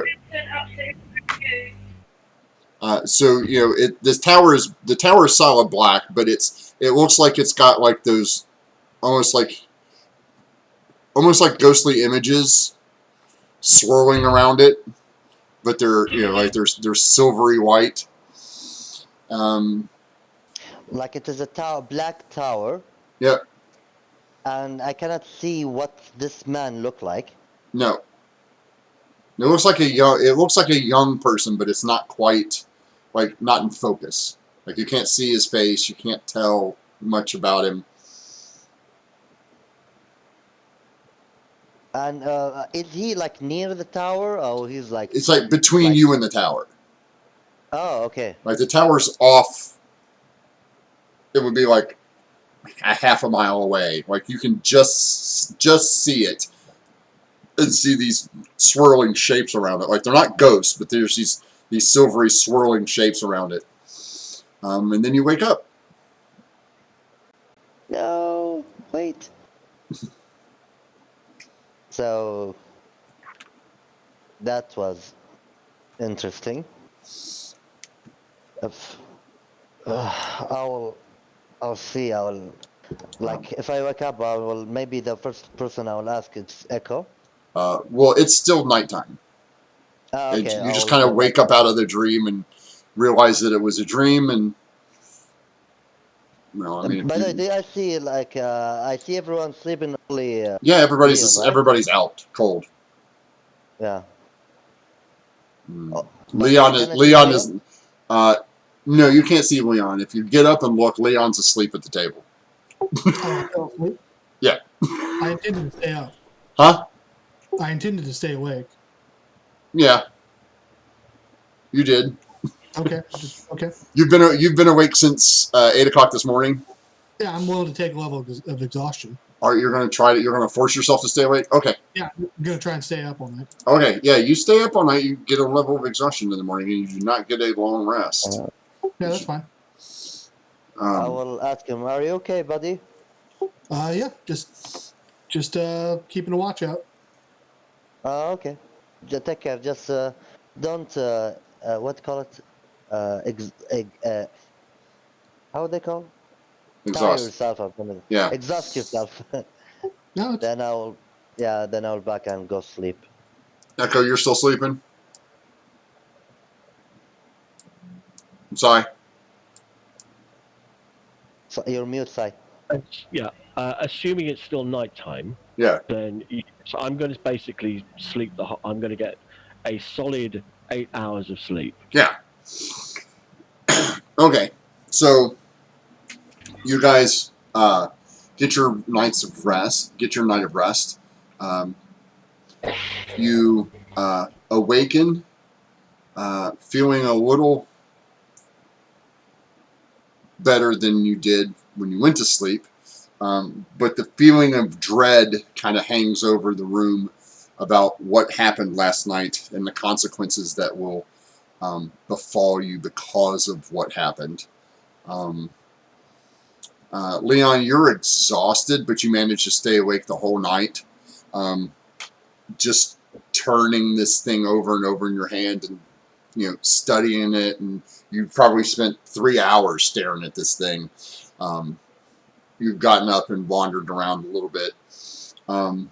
Dan, you did not have a nightmare last night, and you awake with your little friend cuddled up beside you this time. It seems he has managed to get out of his cage, and he is now warmly cuddled, like up under your armpit, kind of snuggled up against you.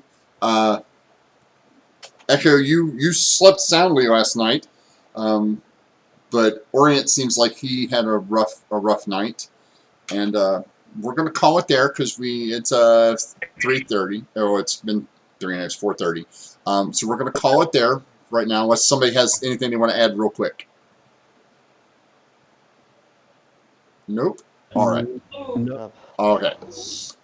So we're gonna call it there while you guys are contemplating your next move on how to get rid of the stolen merchandise and get the hell out of town before you're arrested for murder.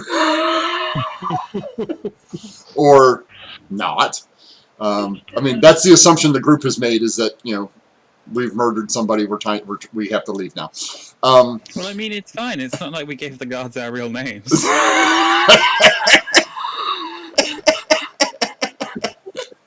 No, why would you do something like that? That's nobody would ever just do that.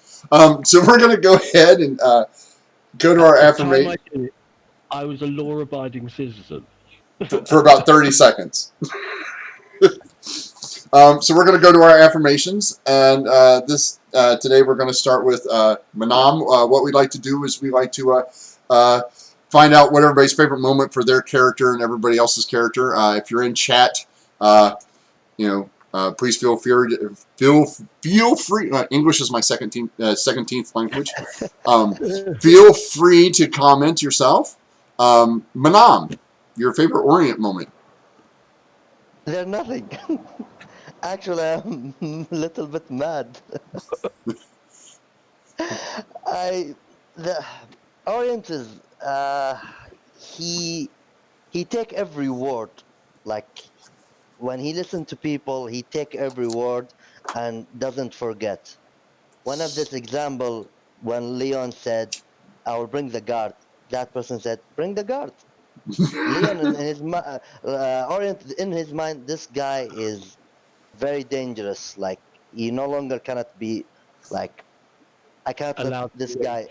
Yeah, because this guy, if we let him leave, if he very confident that even a guard cannot do anything against him, he can make us arrest for anything. This is the reason of Orient action all the time now. Yeah. So Yeah, I totally understood why you were doing what you were doing. It was like, it was. and if it is, I will pick two things good. I believe Orient did is when he stopped Dan from picking the door, and the second thing, he's care about Dan and he's how innocent, and tell him, Dan, can you watch the door while he slit Yeah. the throat of the man? Yeah. Scariest person in our group. Can you go stand outside? You might not want to see this. Anybody else have a good Orient moment? To be fair, Orient is the only person in the group who hasn't seen Dan in. I know. I know. So he doesn't know the full extent of the kind of power that Dan wields. Like, Orient's like, he's so cute. We'll keep him safe. And meanwhile, Dan's like, run before I slaughter you and your whole family. But that's the thing I love about how I play Dad, where like he hasn't actually actively gone into too many combat encounters where he's like, I'm actually gonna hurt people. He's just trying to like scare people with like, look how scary I am, and they run, and it's like, well, that's working out fine. Till you run into somebody who's like, nah, I'm not buying it. That guy failed it. Actually had to use any of his really powerful stuff that's designed to hurt people. Yeah. Instead, I'm just being like, please don't attack me or I will have to hurt you. Yeah. Anybody else have a... Yeah, go ahead. Orient moment I really loved was the entire banter back and forth between Orient and Leon ahead of the plan. Where Leon's just like, don't worry, I've got it written on my hand. We go in there, we say, we're giving you 50 gold pieces, and if you're not happy with that, then there's going to be a fight. Or it'd be like, we've got to negotiate better than that, we have to come up with a plan, and then got in there, and Leon just went with what he had written on his hand, and turned to Oreo with like a, right, buddy? And Oreo's just like, oh my fucking god. Yeah, that was a nice moment. I actually had the mental image of a Triton face palming. It was quite. Anybody else? Yeah, just echo the last bit with stopping Dan from the door because within 5 minutes you look okay with murdering somebody, not okay with picking a lock. No, sir, that doesn't make sense. But if you take it a step further, his morality is coming second place to his insight into consequences. Yeah. He is thinking about the group and prioritizing that first of all. And that's really good insight into his character. Yeah. Yeah, that was for me. Again, I Orient's group first. Everything else comes in a really distant second. But I have to echo David's remark. The conversation, but it's the one before that where Echo had said, "Yeah, I think we ran into the Thieves Guild." And Orient's like, What? Wait, what? Why are you just now bringing this up? Like this, like we had this. Hello. Yeah, that was quite kind. Yeah, like I didn't leave you with Dan to just let him go with the Thief Guild. yeah, it's just like no, it's fine. We could just no, me and Dan. No, I was following Dan. I didn't do it. It was Dan. I just happened to be there. And Orient's like, you're supposed to protect Dan. And like it's the whole reason I sent you with him is to keep him out of trouble. And the first thing you do is get him into trouble. Oh, that's brilliant. Okay, from now on. And then the realization that you were sending both of them off together again. It's like we'll send both of our charisma players off to go hide, and send the two of us who literally can't string two sentences together without threatening somebody. Like it might have to be like that.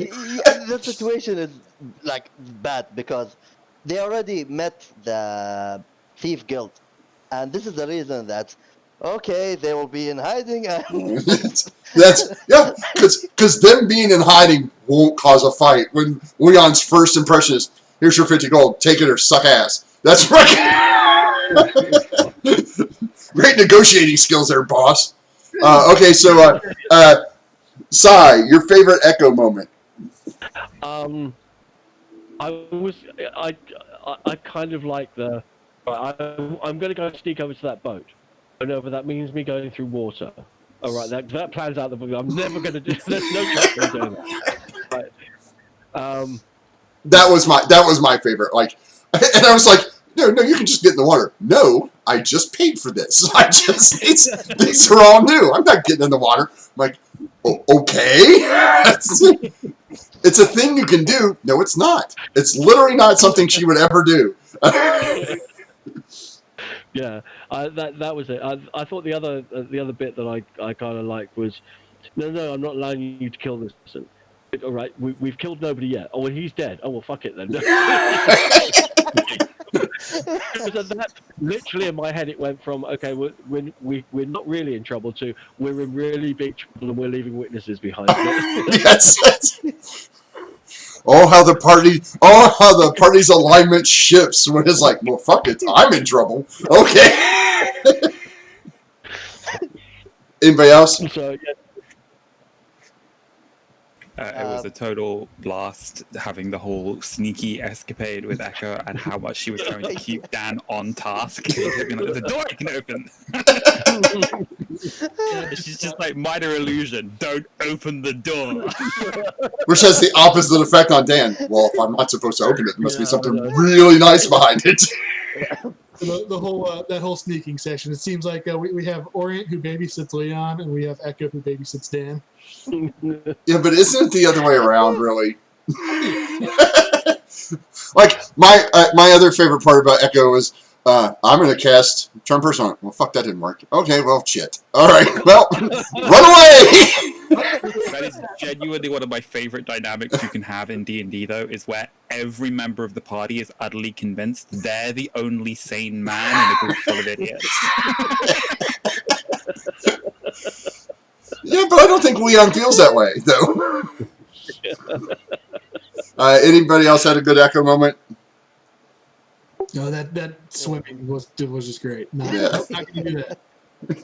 I like the minor illusion that she put it in the door and, Yes. and do not enter. And I like the first.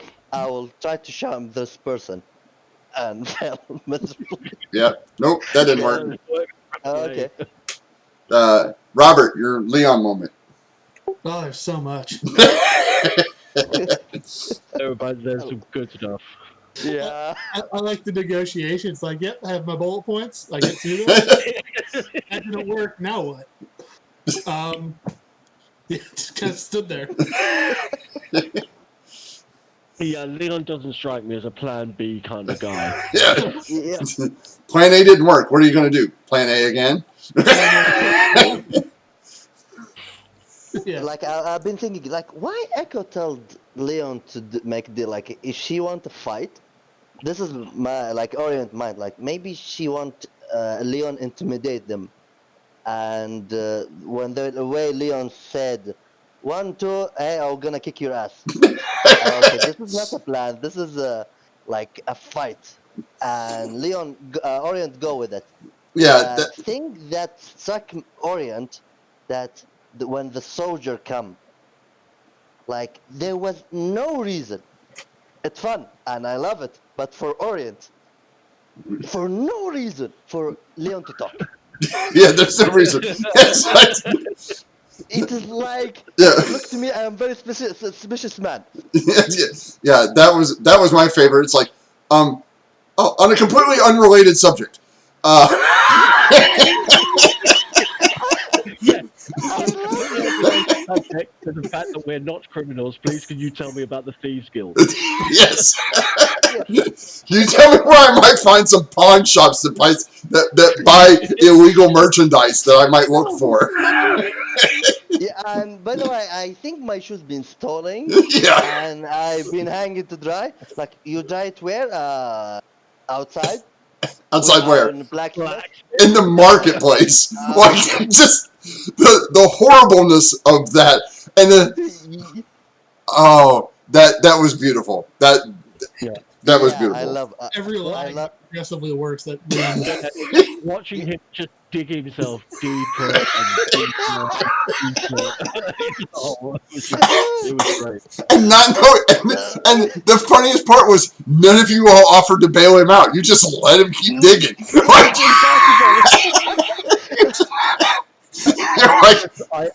I honestly thought about intervening, and then I thought, almost anything I say at this point is only going to make it worse.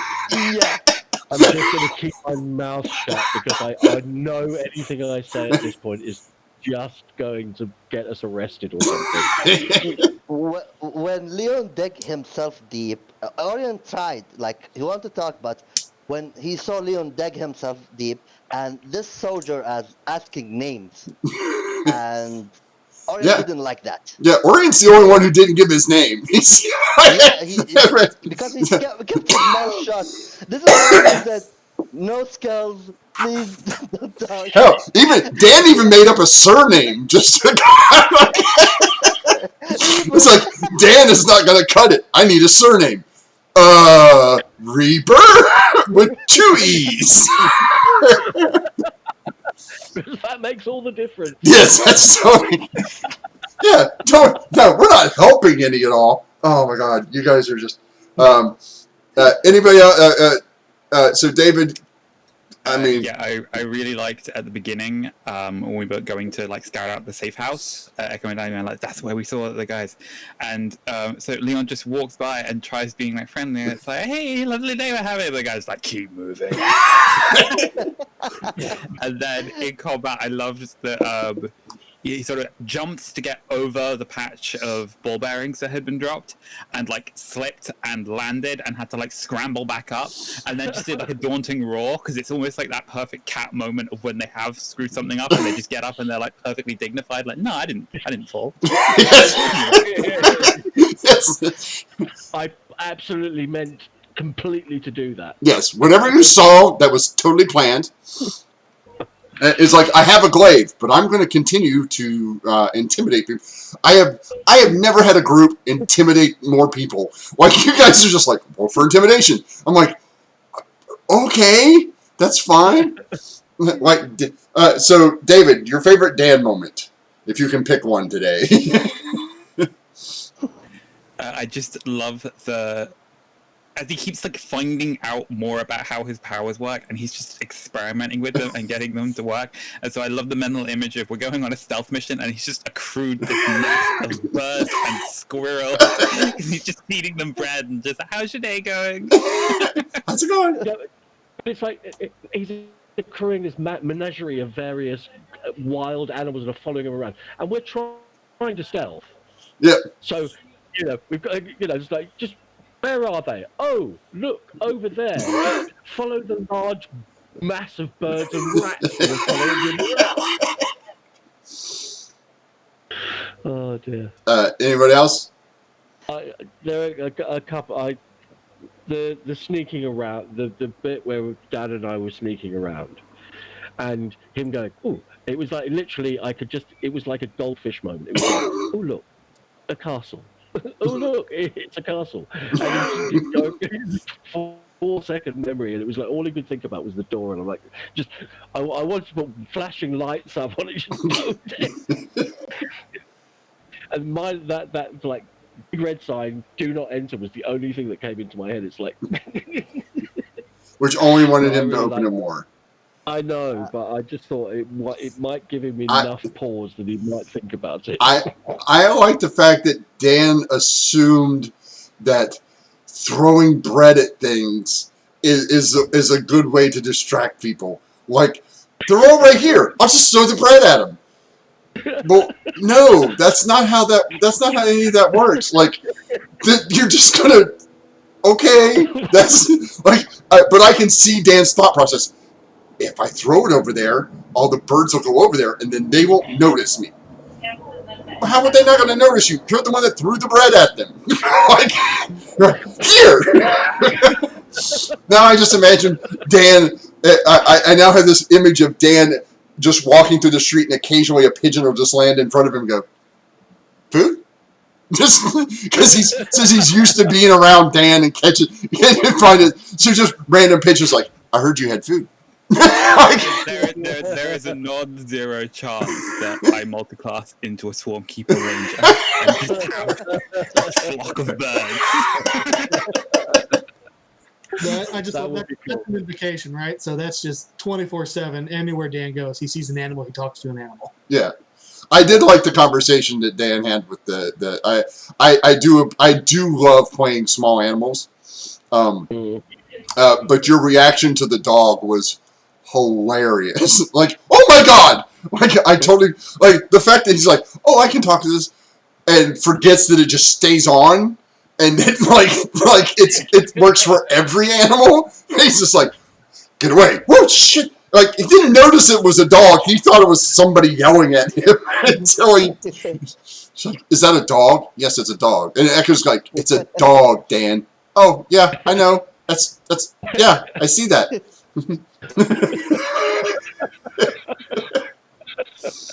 See, we don't know what kind of dog it was as well. It could totally be like a little chihuahua. Yeah, it's from one of those little Yorkie terriers. One of those the little brown Yorkie terriers with the little bow in its hair. Yeah, the ones with an ego way bigger than the size of their bodies. Yeah. Okay, so any Anything else? Does he need to roll wisdom to not open the door? Every time, Yeah, like, pretty much. I look to the door, I roll for wisdom. that just the fact that The thing David. I love about that is that I was about to ask, should I roll wisdom? Because there's a door here, and then Rick told me to, and it was like, oh, okay, we're on the same wavelength on that one. Yes, that's. Well, I was like, I didn't make you for the other ones because you didn't stand next to it, and this one you stopped, and like you guys were having a conversation. I'm like, I can just, and in my head, the image is mom talking and the little kid going, bet you I could open that. Bet you I could open that. Bet you that opens. Bet you it's real easy to open that. Like, that's all I can see in my head. Echo's like, okay, now we got to be careful. We got to keep out of trouble. We got to stay hidden. And Dan's like, I can open the door. And what make me like it's out of as me that you are making wisdom check when you are sneaking. When you're with us, you didn't make a like the last door. When you tried to open it, you didn't just you ran. Like you didn't wait for anyone. Like the moment Oren saw you near the door, nope, come here. It's like I knocked on the door. Knock on the door. Well, nobody opened it. I guess I should open it. Okay, so any story, DM, NPC moments that you guys like today? I liked the initial interaction with the halflings. They were like, they obviously were super confident because they've got the backing of the guild, but they didn't realize quite who they were fucking with. And I think at one point it was like, it was like, yeah, they're super confident. Don't worry, we can handle this. And it turned really badly on them very quickly.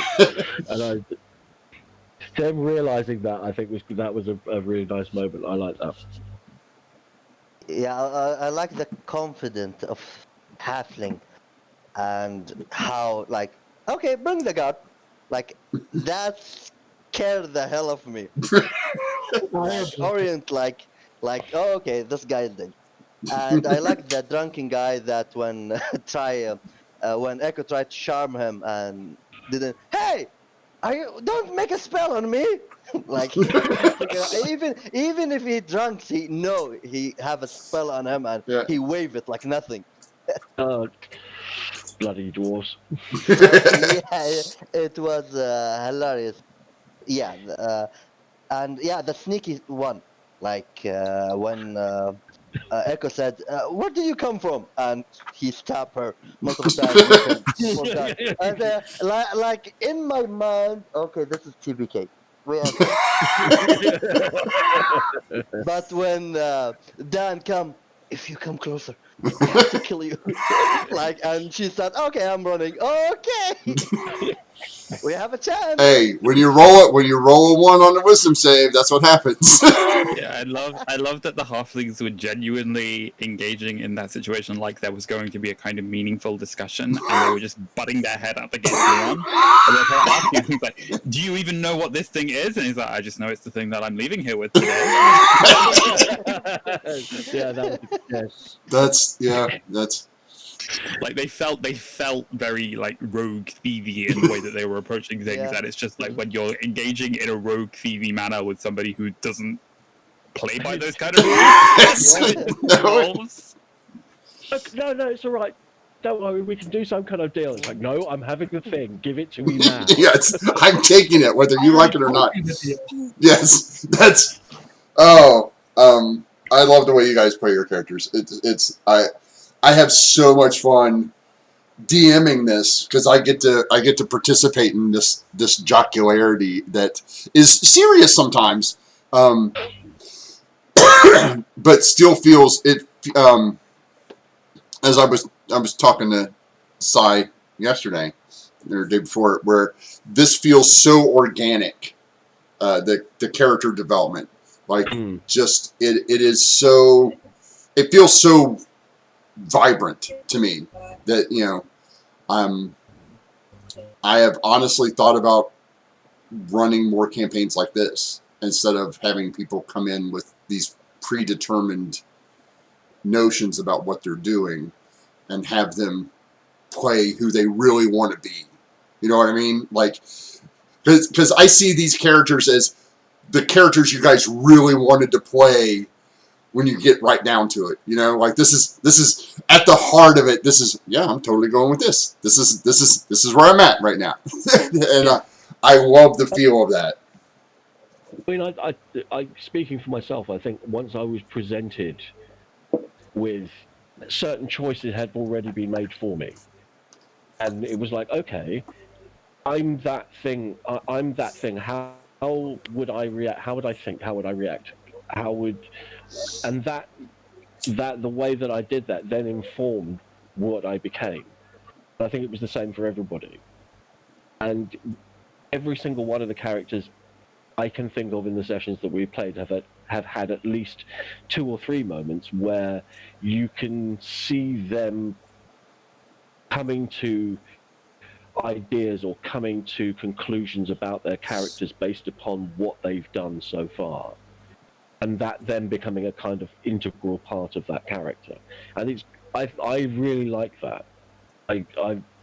It feels, the word you used was organic, and I think that's Yeah. true. It feels like it feels like the characters are actually part of the story rather than people who are populating an MMO. Yeah, just Does that tossed make it sense? instead of people just tossed in there like, oh, yep, here we are. The story would go on without, regardless of which character was in there. And this one feels more like you guys are tied into this space. I'm really enjoying it. I'm having a lot of fun. So Well, I'm having a blast. So I mean, I'm laughing as you can tell, I'm laughing hysterically all the time. So yeah, it is good therapy. This is cheap ass therapy for me. So to be honest with you, I generally tend to find that the campaigns tend to be either quite light-hearted or very, very serious. Yeah. From the experience that I've had, and it's when you have a more light-hearted one, it's nice to have a light-hearted one that genuinely makes you laugh. And you know, every session so far, there have been at least a couple of moments where I've been. I've been on mute and I've been howling with laughter in the background, trying very hard not to kind of irritate everybody. You know, it's been really good fun. I've had a great deal of fun. So well, Yeah, I was like, it's really fun and having. It is in the end. I don't know if it take a turn, like very dark turn, and like what like I'm thinking like, okay, we are doing fine, we are doing good, and like yeah, the character, like what Leon decide to do, what Dan, what Echo, what Orient gonna do, and I believe this is, as Echo said, this is the conclusion. What like he reach it. yeah. Well, I have a great time. Um, I hope you all watching have a great time watching us. These are all going to be, I haven't put any of these up on YouTube yet. They're all going to go up on YouTube over the weekend. I have some time where I can start putting more stuff back up on YouTube. I haven't had a chance I'm not quite as far behind as Mark is, but I'm getting close. I'm getting close. Again, these games are brought to you by you, the viewer. We appreciate it. We love it when you guys stop by. We hope you guys have a great time. You can check us out on Patreon. You can donate directly. Please donate to Extra Life. Yeah, follow the stream. Subscribe. If you have an Amazon Prime subscription, you get a free Twitch gaming subscription, which you can use here, which we would greatly appreciate, so we can keep the lights on and keep this going. Don't forget to check out DM the Mark Knight. Not this week, not next week, but the week after. He's taking a small hiatus so he can have some oral surgery done to make him feel better and recharge his batteries. Check out Lundy, who happens to be in chat still, I believe. Are you still in there, Lundy?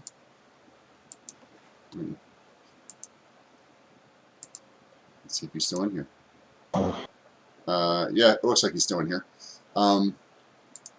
Check out Big Lundy at big/_Lundy. And check those out. Don't forget, not this week and not next week, David, but the week after, probably. Yeah, that will probably be when the next Nights After Dark goes up. So Yeah, and that's on Fridays for a randomly scheduled time. yeah, it's on when it's on. Yes. It's on when it's on. That's fine. I've had a great week role playing this week. I got to role play. I didn't get to play Serani this week. I was a little bummed about that, but I did get to play Lady Andros in the Monday night's diplomacy game. We played diplomacy in the background of the Monday night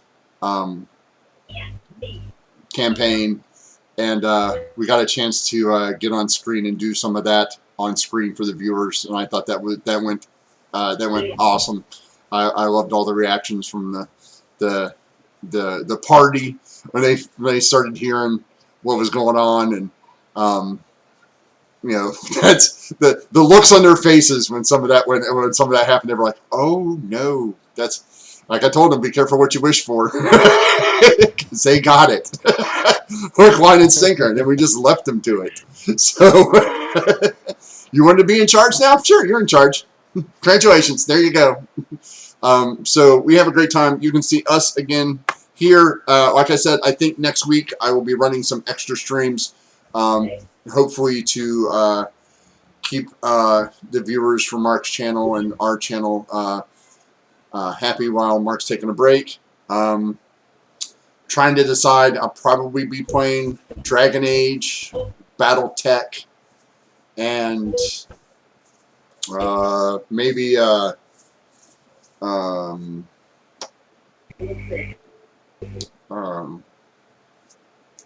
my gosh, I can't remember the name of this BioWare's space game. Mass Effect. Mass Effect. Probably Mass Effect 3. Yeah, I don't know why I couldn't remember that. Which, by the way, I didn't start playing until Mass Effect 3, and then I had to go back and replay it, because I tried playing 1. I'm one of those people that if I play a game and I don't care for the way the combat is or the view or something, I won't play it. So I just skipped Mass Effect 2, because I just never, I didn't like Mass Effect 1. Then I went back and replayed it all the way through. I was like, oh, okay, I get the story now. Okay, this is fine. Like, so we'll probably play some Mass Effect. Thank you, everybody, for being here. Again, thank you. Oh, we just picked up another viewer at the last moment. Thanks for showing up. We're going to call it for today, and we will be back next Friday at 1 p.m. Eastern Time. And we will see you all there. So from I'm Rick, the Loophole King, and we are going to be signing off here from the Blue Cheese Room on the Dark Side of the Moon. May all your draws be lands and all your rolls be crits. Good night, everybody. If you're watching on YouTube, don't forget to like, subscribe, hit that notification bell, share this video with your friends. Huh. I almost beat me. All right, everybody. We'll see you later. Good night. Take care. And we're out. Almost 4 hours on the nose. Look at that. Timing is everything. We were 15 seconds shy of 4 hours. Timing is everything. You guys, every time you guys play, I'm laughing hysterically. I'm like, I don't know if I don't